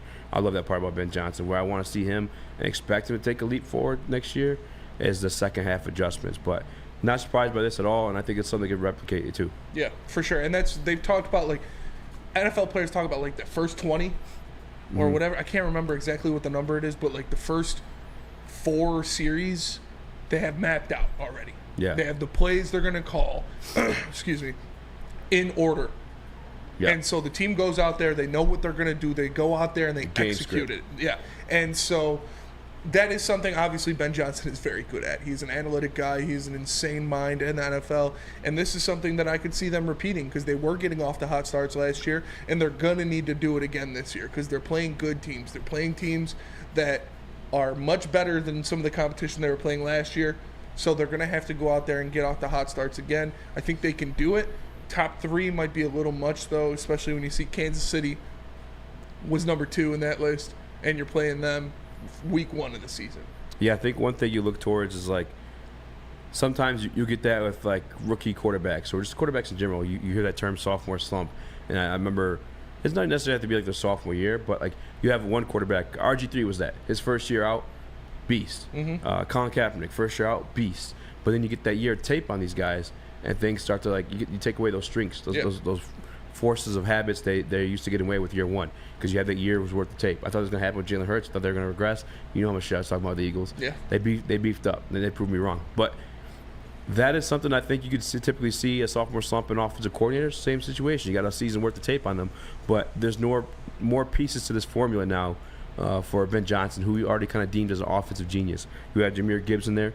I don't know how much of a role he's going to play right away, but Sam Laporta, which I'm going to stop diminishing his role because he still is a freak of a fucking athlete. I think he can make things work in space. So even if he does get the ball in situations like that, I'm sure he's going to have a lot of like weird, wild bubble screens going towards him in his favor. So I think Ben Johnson has more pieces to work with, so you're not going to see the same type of game script they're used to or studying from last season. Yeah. So I think they could do that too. You're going to see. You're definitely going to see more wrinkles in the offense. You're definitely going to see, yes, obviously some guys that weren't here last year getting some usage early. So yeah, I don't hate that at all. And Chris, can you throw the third one up there for me? Yes, sir. Again, shout out to Warren Sharp, not Warren Sapp. And this is touchdown rate in goal to go last year. Yeah. This is, I mean, obviously, Tennessee, they got fucking Derrick Henry, so they're going to score every time. They're first with 94%. The Detroit Lions are in the second tier, tied with the Dallas Cowboys for 85% touchdown rate in goal to go. So that's when you're inside the 10-yard line with a first down. How fast or how often do you punch the ball in the end zone? The Lions were second in the NFL with 85% in goal to go touchdown rate. Easy. Is this something you could see even with them losing Jamal Williams, who was their touchdown merchant in the red zone last year? Brother, they upgraded. They fucking upgraded David Montgomery. Absolutely. If you mind throwing that back up there real quick, Chris, I want you to take notice of some of the teams like on this situation. It's like running teams, rushing teams. You had Dallas, the two-headed monster between Zeke and Pollard last year. Like at Tennessee, obviously they fought Derrick Henry. Like Miami. Now you may not think of them for names, but per scheme, coming off that San Francisco 49ers offense, Mike McDaniels has a great rushing attack. We got a taste of it here in Detroit. They came here, Ford Field gave it to us. Philadelphia, New York Giants, they're like fourth in the league in rushing. That is a strength of this team, and that's why you wanted DeAndre Hopkins. I think you continue to continue that narrative with him because you have to open up that box and make sure you have him covered. And for the yak afterward, don't forget DeAndre Hopkins is what, 6'3", 6'2", a fucking grown ass man. Yep. I mean, he'll do a lot of things you see Amon-Ra St. Brown do it, but in a bigger body. I think they can do this again too, and if not, in all due respect, even better. Unless you try to get. Here's the beautiful thing about having a David Montgomery and or Jamal Williams. Jamal Williams is very much the hammer to the nail. I think David Montgomery has that same run style too. Is you don't have to necessarily get creative and juicy all the time when you get down there in the red zone. Sometimes you have this dominant offensive line. You hand the ball off to a bruiser running back, and you let everybody eat. You let the offensive linemen fucking clash bodies with the defensive linemen, open up holes, and then you have your bruiser running back just punch it in. I fully expect him to be top 10 in this situation too. Yeah, I agree. And no disrespect to Jamal Williams, but I think the difference between the Lions on that list and everybody else on that list, like you said, great running teams, great running backs. You look at, obviously you got Derrick Henry, you got Saquon Barkley, you got other guys, but for the Lions, it's because of their offensive line. Yeah. Like it's way more because of their offensive line than it was because of Jamal Williams. Like those guys in the middle, Penei Sewell, Frank Ragnow, Jonah Jackson, Taylor Decker, and now hopefully Big V. Like making holes, pushing guys around, making it easy for a running back to get in there and get the touchdown. I think it's more important for them than it is who's running the ball. But like you said, David Montgomery is an upgrade over Jamal Williams anyways. So with that offensive line being the big nasties, the top three unit that we expect them to be, I agree. I think they'll be right up there again and they'll make some things happen. I agree too, and I think they got Jahmyr Gibbs a little bit of insurance in case David Montgomery doesn't work out, which I think he will. But if you want some insurance in case things don't work out in your favor, make sure you have the best insurance in the game. That's Swiss Insurance. Get signed up with my guy Mark by contacting him through his email. That's mark@swissins.com. Again, that's mark@swissins.com. That's Mark with Swiss Insurance with the Woodward Heavyweights. We'll be right back. We don't like to brag that we are the toughest sports network in Detroit, but we do have a guy named Darren McCarty on our side. Woodward Sports. Big Boy Strawberry Fest has officially arrived, and we're here to show you the very best flavors of the season. Satisfy your sweet tooth with our deep-fried vanilla Oreos, strawberry hot fudge cake, and a slice of our classic strawberry pie. But that's not all. Cool off on a refreshing summer splash salad, or savor the flavors of our chicken Caesar wrap and strawberry bacon chicken wrap. And for breakfast lovers, don't miss out on our strawberry hotcakes or our mouth-watering red velvet waffle.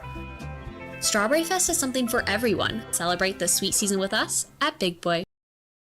You have an opinion? Make sure it's seen and heard. Corner, jumper.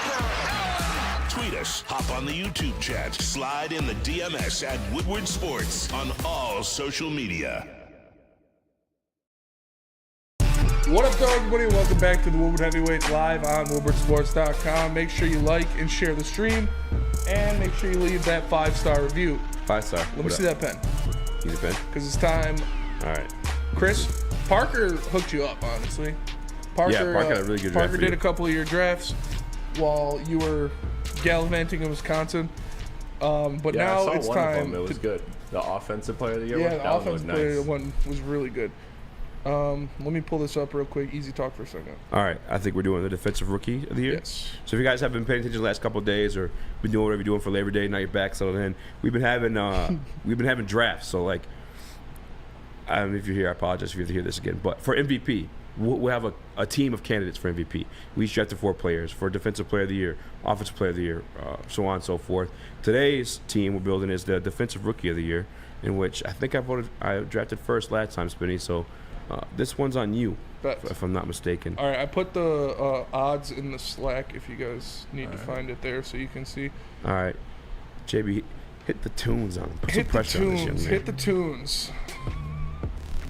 You can call me a homer. You can call me what you want.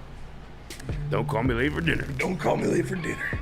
But I'm telling you right now, Defensive Rookie of the Year, with the first overall pick in the Defensive Rookie of the Year draft, Spencer Raxter selects Jack Campbell, linebacker, Wow. Detroit. Yeah, I don't hate it. Does it go easy next or me? I think it goes to you. All right. I'm taking with my first pick, not the best odds, but definitely the favorite and someone I think has a very good chance of bringing this award home. And I am taking Will Anderson with my first pick. Nice. JB? All right, I know we all expected him to be a bust, or we were at least hoping for it, but I'm still going to take him anyway. Give me Jalen Carter. Oh, dirty mother sucker. I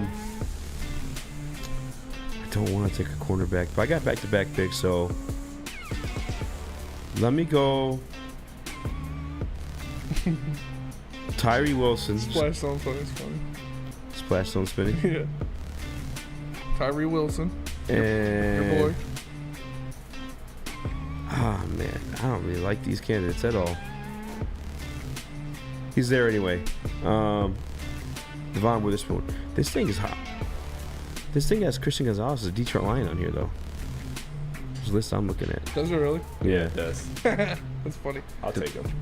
But yeah, give me Devon Witherspoon and Tyree Wilson. All right, JB.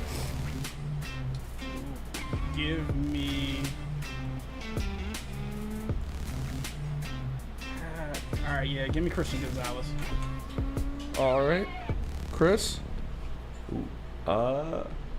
Give me Miles Murphy. Motherfucker. Miles Murphy. Yeah, you're a bitch for that. Dirty bitch. All right, I'm going to take. Good pick. Fuck. I picked my boys. What can I say? I'm going to take Nolan Smith. And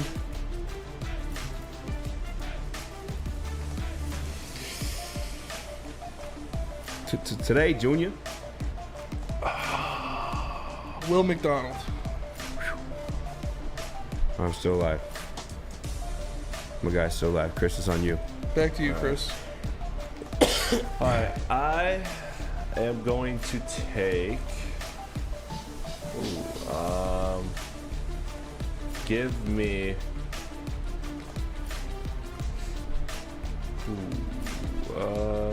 Come on, brother. All right, yeah. I'm gonna just go with. No, you're good. I'm gonna go with Felix Uzma. Felix Uzma. That's nice. my pick. can't even say his name. Who you got, JB? I'm going back-to-back corners here. Give me Emmanuel Forbes. You sick fuck. You sick fuck. I got back-to-back picks, right? Yes. Give me Drew Sanders. And how many? This is my last pick. This is your last pick. Okay. Oh, mama. I don't want to take a quarterback, but this just feels like a match made in heaven, man. Give me Joey Porter Jr. I'll be mad if you pick who I want to do. JB? The last one's going to be a bit of a reach, but he's learning all the whole defense everywhere, so give me Brian Branch. Wow. You are officially the biggest homer on the show. And you know this. Yeah, you know this, man. You know this, man. Spike Lee as Chris Tucker.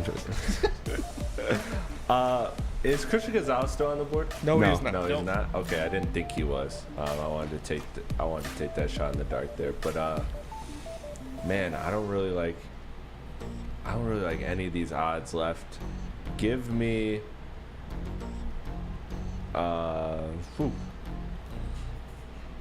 Kalijah can't see the Buccaneers. No. Oh, nice. That could work out. Yeah, that was good. That was that was one of the two guys that I had left on my short list. So with the final pick of the 2023 Defensive Rookie of the Year draft, I'm going to select Deonte Banks, cornerback, Baltimore. A guy I want to take, but I knew he was going to get PT right away because Cam Sutton's gone. It's like a historic defense, but I wanted Keon White from the Pittsburgh, from Patriots. Yeah. But Joey Porter Jr. and the Steelers just felt like some good's cooking up there, you know? Yeah, I don't hate that. It's almost too good to be true. So the teams that we have now for Defensive Rookie of the Year, my team, Jack Campbell, Nolan Smith, Will McDonald, Deonte Banks. JB has Jalen Carter, Christian Gonzalez, Emmanuel Forbes, Brian Branch. Chris has Will Anderson, Miles Murphy, Anaduke Uzamoa, and Kalijah Cansey. And Easy has Tyree Wilson, Devon Witherspoon, Drew Sanders, and Joey Porter Jr. Chat, who do you think won? What up, Chris? So you'll notice something about my picks. I did not take a single cornerback, and that's because I believe with the narrative of the voting and the fact that Sauce won last year. That Sauce dominated the way he did. I think that's going to raise the bar for a cornerback in this year's year's chase for the award, which is why I went. I could be wrong because there was a lot of cornerbacks with a lot of high odds. I like that philosophy. I'm betting against it because you set an unprecedented standard last year with Sauce Gardner, and I just feel like narrative-wise for those votes, I feel like it's going to be hard for some people to live up. They don't have to win Rookie of the Year, but I think it will just make it harder shoes to fill when you see somebody that was a rookie last year come in and impact the game as greatly as he did. Yeah, and it was tough for me to not pick Will Anderson with that #1 overall pick. I'm not going to lie, but Jack Campbell wasn't going to make it back to me, and I honestly think he's going to win the award. He's going to get the most usage out of any of these players. He's going to be on the field at all times. He's going to be asked to do the most, and I think he's going to take care of business. That's actually a great argument for him, too. Yeah. Yeah, I probably would have had Jack Campbell on my roster. I probably would have taken #1, but #1, Chris got the best.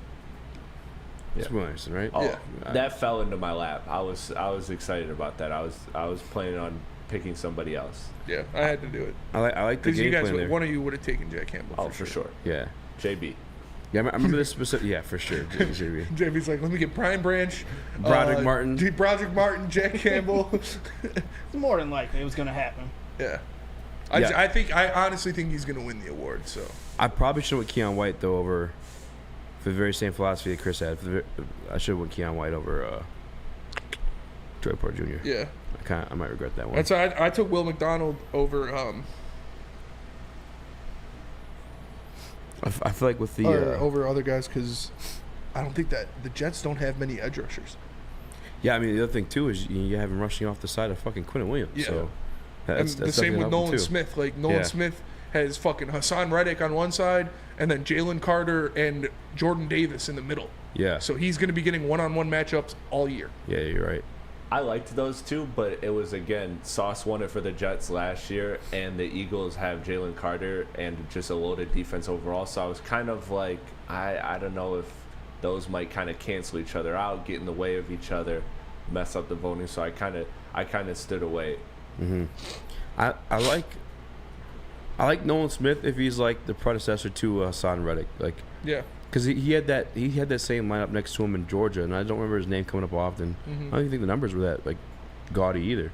But the same scenario for my man who took a number 1 overall last year too. Yeah. Trayvon Walker. Trayvon Walker. His numbers weren't that sexy, but Yeah. highly coveted.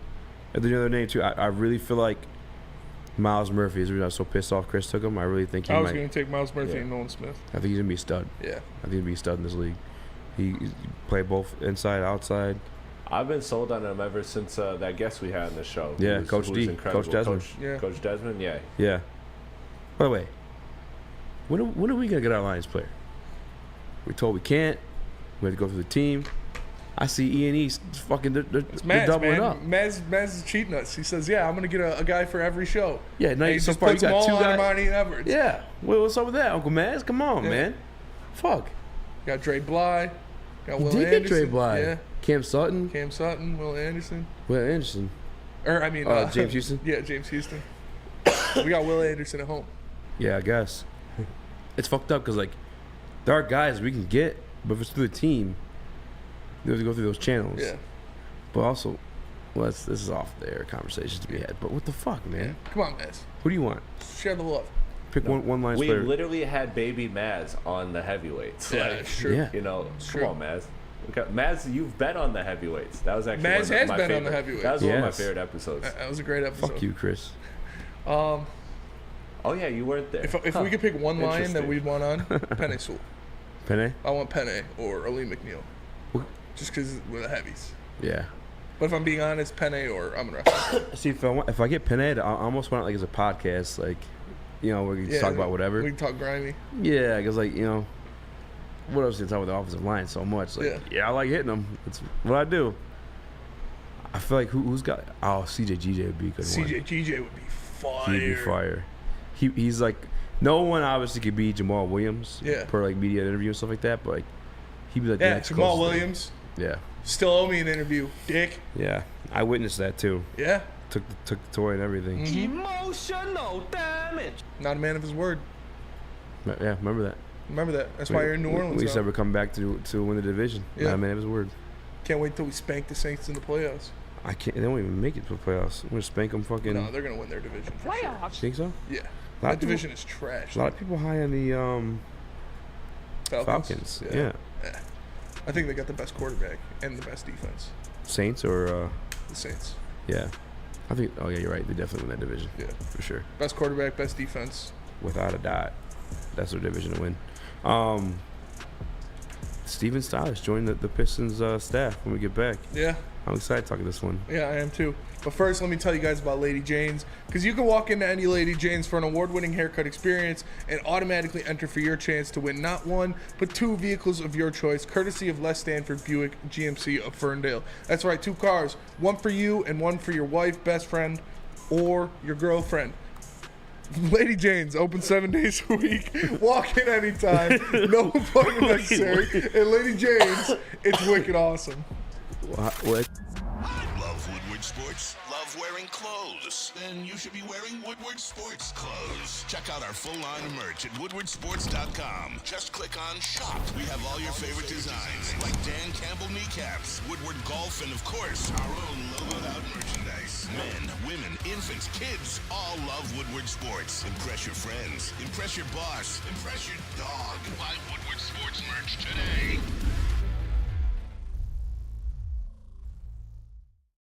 Introducing the Planet Fitness Guide to getting that post-workout glow. Step 1. What's your why? More epic energy? Better sleep? Blow off steam? Step 2. Join Planet Fitness for just $10 a month and get moving in our clean and spacious clubs. Step 3. Bask in that post-workout glow. Join Planet Fitness today for just $10 a month. Join today at any of the 50-plus Detroit area locations.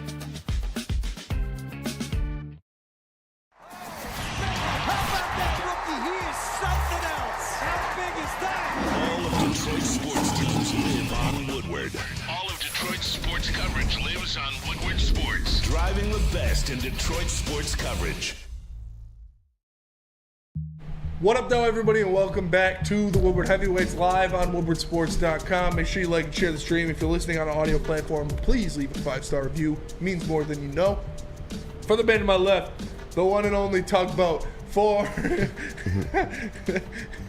Chris Platty in the TV booth. JV Smooth on the ones and twos. I am Spencer Axter, and we are the Woodward Heavyweights. We just got done doing our Defensive Rookie of the Year draft. So we've done MVP, Offensive Player of the Year, Defensive Player of the Year, Offensive Rookie of the Year, and Defensive Rookie of the Year. Are we missing any? Do we do a head coach? And just do 3 each? Fuck it. I'm down. Yeah. I'm down. Why not? Head coach of the year. Do we do a comeback player of the year? Fuck it. Yeah. We got offseason. We got off season. Offseason kind of dry. We got off season for sure. Fucking drafting best team trainers. We'll do a Herschel Walker Man of the Year award draft. Bro, I picked the competition. They're talking about fucking. Should my man get a new grill or not? And I was like, they posted as a clip. I'm like, yeah, this offseason, all right. This offseason is hurting for sure. But something that's not hurting in the offseason is Detroit Pistons news, because obviously, you know, they signed Monty Williams as their head coach to the most lucrative deal in NBA history not too long ago. And they made another hire of a former head coach. Stephen Silas was added to the Pistons roster. Here's a tweet from Adrian Wojnarowski of ESPN. He says former Houston Rockets coach Stephen Silas has agreed to join the Detroit Pistons and new coach Monty Williams as the top assistant coach. Sources tell ESPN Silas was previously the top assistant with the Mavericks, Hornets, and Warriors. So this guy has been through a lot. He's seen a fantastic amount of success with the Warriors, a great situation, just a great locker room with the Golden State Warriors, and he's seen the complete opposite of that with a terrible dog shit situation full of cancer with the Houston Rockets. Damn. And not a lot of success with the Houston Rockets. I gotta go extra hard on the Rockets. Rockets fans talk mad shit. So They do. Fuck the Rockets. To be fair, last time we won an NBA franchise on this very show, though, they made the number 2 seed next year. Yeah. Playoffs. Shout out to my guy Zark. Zark did a baller-ass video for the Detroit Pistons, by the way. Yeah, bro. Check this shit out when you Zark's guys the done. man. Zark is the man. But what do you think about this hiring of Stephen Silas, and what can it bring to the Pistons? I don't really know what to make of Stephen Silas as a coach, and you guys know how I feel about just NBA coaches in general. But, I mean, he does got quite a bit of experience there. I mean, he has a situation of witnessing what I kind of compared to the Detroit Pistons situation when they drafted the Warriors, when they drafted Steph, and Steph was dealing with those couple of ankle injuries. Although I don't know if he was with the Warriors long enough to witness the bounce back from that finally, but I know he's there the initial part of it. I know he had a situation there too. I think he was the head assistant under Rick Carlisle, which, like, speaking of names you want to mention and like actual coaches I respect, and I'm not meaning disrespectful way towards other guys, but Rick Carlisle is one of them. Rick Carlisle was successful here at the Pistons. Obviously won a championship with the Mavs against the Heatles. I think he's been coaching teams, not just like superstars. I know Dirk is a superstar, one of the greatest to ever do it, especially at the power forward position. But yeah, top 4 for sure. That W in that series was a team victory. I say he almost would have got another ring. I don't know. That was Avery Johnson. My bad. The initial Heat and Mavericks series. But anyway, I think Rick Carlisle's a damn good coach, and for him to have at least that on his resume, I respect that a bit too. But at the end of the day, it's an assistant. I still think he's respectful. I know his message carried with me when I watched like his post-game pressers for the Rockets. He's having fucking mental breakdowns. Yeah, I can tell that he's at least very passionate about the game. You know what I'm saying? And then he's had like X and O's. It's just like the matter of them like not following it. Now, luckily for him, he has Monty to help him with that this go around, and I think a better roster too. But I like it. I don't think you can dislike it for anything. Chris? I love this hire, and I'm surprised neither of you brought this up, but there's been videos trending on Twitter of Monty Williams and Stephen Silas' personal relationship and how important that is. That's one thing that I'm looking at. But this is why, like, you know, Spencer always says how he's so excited for the NFL season to start. This is why I'm excited for the NBA season to start, is because there's so many coaching changes and front office changes around the league that we're seeing, plus the parity of the NBA that we're seeing in the NBA playoffs. I really think next year you're going to look at the standings from this year and look next year, and you're just going to be totally amazed because there's so much movement going around that you can't even keep up. and I think it's going to be a big summer for the NBA, and particularly with the Pistons. And I like this hire because he is a great offensive mind. That's what got him the job in Houston. He was blowing away the Houston Rockets organization with his knowledge and offensive mind. And we've seen how in Detroit that's worked out pretty well for Detroit sports very recently, hiring offensive minds. And you got to tie in the fact that, again, this is a guy that's really established, has been a top assistant for 3 teams, and now he gets to go with Monty Williams, who's also a good offensive coach. These guards, man, I'm very excited to see what Cade, Ivy, and even Killian to an extent are going to do in this system and going to flourish. But the one question left is who's going to be the lead assistant on defense? Is it going to be Monty, or are they going to hire somebody else to kind of run the defense, because that's really the last missing piece. But offensively, this Detroit team should be a absolute force. Like, I don't think people are expecting the level of upgrade this offense is going to get this season. A lot more actions, a lot more variety. I'm excited for that part. Let's see how the rest of it plays out. Chico G in the Woodward Sports Chat said, "Damn, Chris, can the NBA season end?" He's already ready for next year. The season's not even over. Yeah. No, but you're right. I do remember that when Monty Williams kind of consoled Stephen Silas after, I think, his father died. Yes, it was the passing of his father. Yeah, it was on the court. They have an emotional connection. They definitely, they're friends and coworkers. And yeah, it's a good signing. Like you said, he is known for his offensive prowess. He is known for doing things like that. And you bring him in here with a guard whisperer in Monty Williams, and you can expect the Pistons to put up some major points next year. I'm excited to see what they do there. I'm excited to see how this team runs, and they just need to get one. Like, they got to get rid of Marvin Bagley or James Wiseman at this point, right? Like, you can't. Those guys don't fit a Monty Williams offense. They are, bless you. They are post-isolation scorers, and that's just not something that Monty Williams does. Like, Marvin could fit it because of his ability to roll off of a screen and his ability to finish above the rim, but I don't know, man. It's tough to see a world where all 3 of those big guys in a world where the Pistons have 2 mid backup centers and one of them needs to go. Monty Williams is the fixer. But we got to see what's going on so far, because obviously Jalen Duren ain't going anywhere. I think one big thing that I probably should point out, and Chris probably would disagree with, but we don't agree with his point with this one at all. But you look at back to Silas, Stephen Silas, and his resume working with one of the pro cons for Cade Cunningham and Luka Doncic. Now, not in Chris's world. This is a total Jason Tatum prototype. Yeah. Just missing the playmaking, the ball handling, and the defense. The defense. You guys are so wrong. I literally added one part of it. And that's just playmaking. That's so crazy to me how wrong you guys are on that, but that's all right. No, it's okay. You're definitely the only wrong one in that situation. But Stephen Silas' experience working with Luka Doncic and Cade Cunningham have a similar skill set.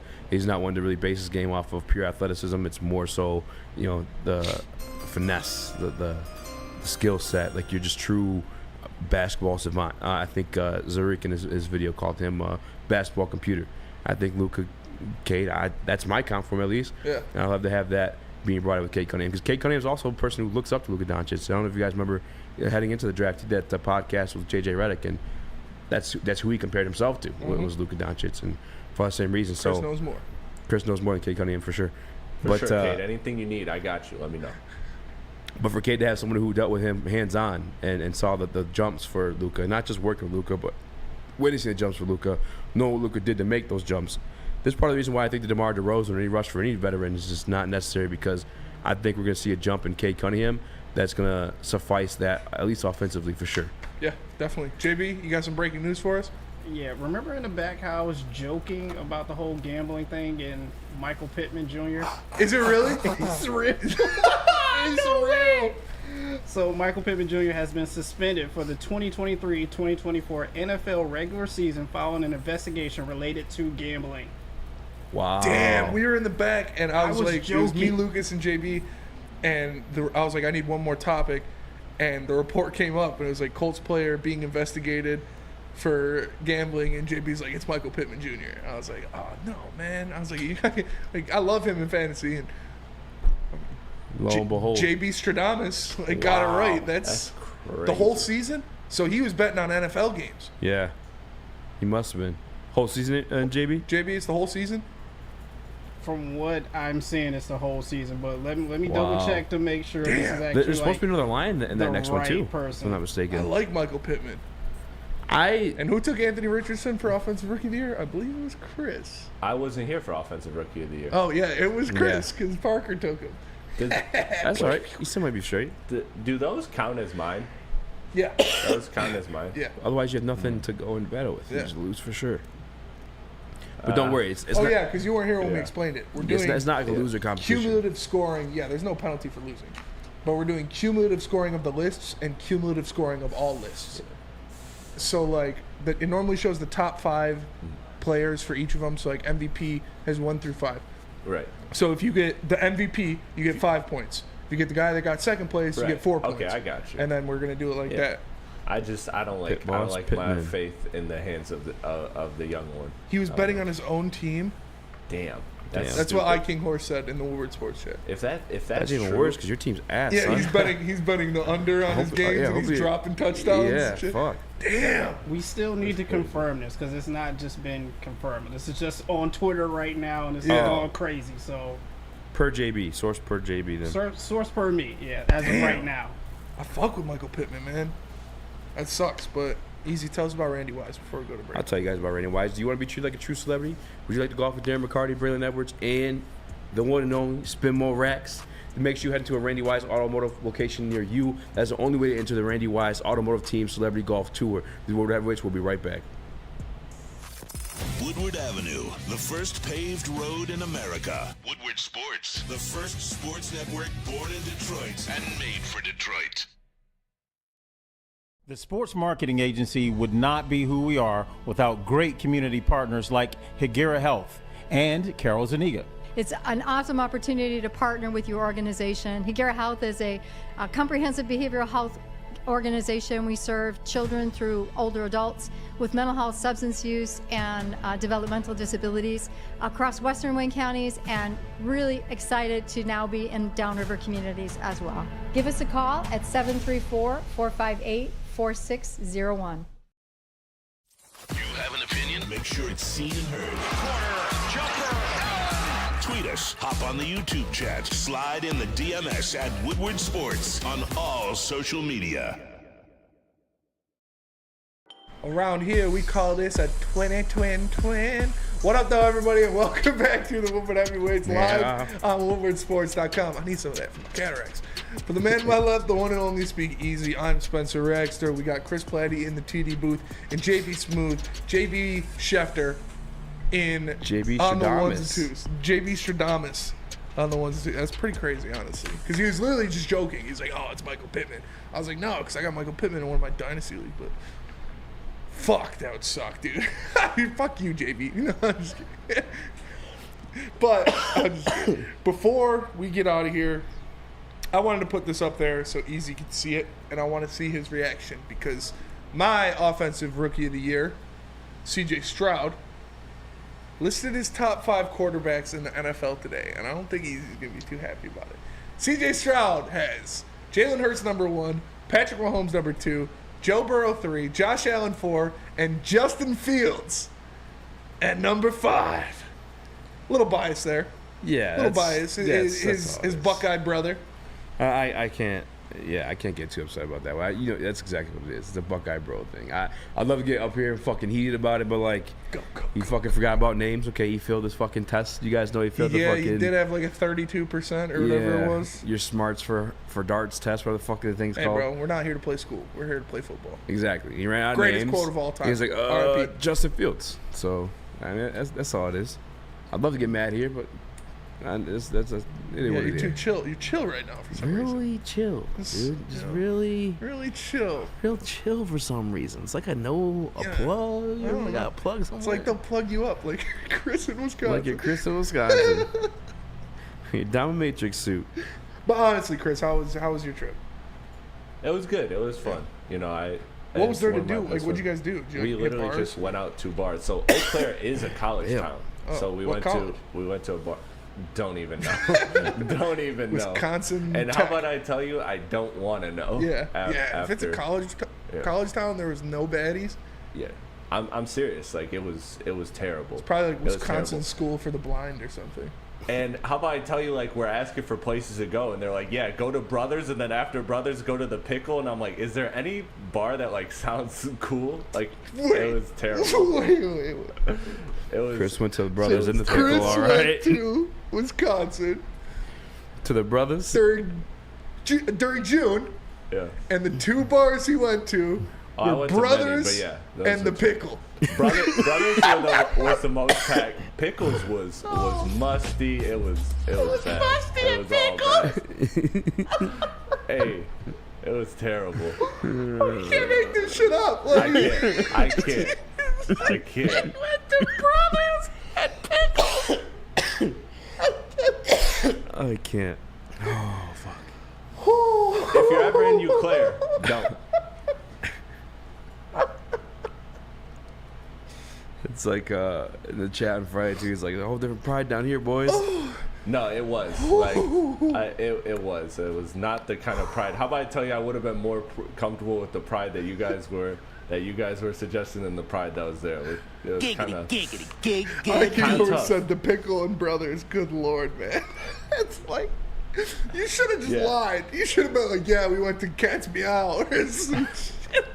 We went to Brothers and Pickles. We went to Club Blue. Yeah. Went to the Boom Boom Room. Yeah, dude, don't worry. It was terrible. How you feeling? I mean, you know, it was good. It was good to see my boy Ben. I haven't seen him in a minute, so that was cool. But yeah, as far as going out, it was literally ridiculous. It was the worst. The only thing that was great was that Coronas were $2.50. So your boy blacked out on $27. There you go.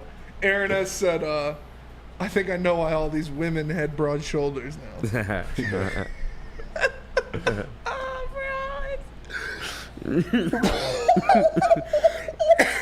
She really. I can't. Her thumbs were really big. Should have seen the knuckles on this broad. Oh man, that's terrible. How was your weekend, Easy? Did you go to Pickles? You want the? I don't want to say this on air. Well, I don't give a fuck. Late night Saturday. I had my son this weekend, so I was chilling at home. But Saturday, there's the Chill Medicated. It's like this brand that DRoY has. It's like a weed syrup. Yeah. And I've been sipping on it, just like little light sips, and it's been straight, you know. But You then been sipping some scissor? some scissor for sure. And then I'm thinking like I'm kind of sick. I'm like, maybe it might help me a little bit. So I poured like a little extra than I normally do. I was like, fuck it, I'm just putting the rest of the bottle. Had Sprite. You got lit up, bruh. I was gone for like 2 days. Really? I swear to God, I didn't recover till like 4 p.m. yesterday. That happened to me before. Dog, it was not. Not I'm like, supposed to be like, it was a great time in the beginning, but at a certain point, you went off the ride. Yeah. You know? Oh yeah. So yeah, that's what happened to me this weekend. JB, you have a good weekend? And I saw Spider-Man without JB. Yeah. And Guardians 3. Guardians 3 was amazing. It wasn't bad. I went to see Spider-Man as well. Have an update on that Colts player. So it is not Michael Pittman Jr. Thank God. It is Isaiah Rodgers. He's a 6th-round pick entering his final year. Yeah, he's a receiver too. Yeah. Isaiah Rodgers. Your rookie year going down. It's tough. Mine, not mine. That's mine. No, it's Chris's. Chris's? Yeah, well, Damn it, Parker. Damn it, Parker. What was his name? I heard you guys give him a name. No, we Or didn't give no? him one. Oh, okay. No, I don't We think just call him a weirdo. Yeah, we were calling him names. Easy's trying to Oh. make him dance like a talking monkey. But I gotta go back and watch this. that'll do it Got for us Friday was today. wild. We I think appreciate it's you Friday. all for tapping in to the Woodward Heavyweights live on WoodwardSports.com. Make sure you like and share the stream. Come get a haircut from Alyssa and Lady Jane's. All the girls at And Pickles if you're had hair listening like on Adam audio Bay do. platform, leave a 5-star review. What'd you say? All the girls at Pickles had haircuts like Adam Badilli. For the man to my left, the one and only Speakeasy, Chris Platty, Brothers Pickles in the TD booth, JD Smooth on the ones and twos. I am Spencer Raxter. We are the Woodward Heavyweights. We'll catch you guys tomorrow. Peace.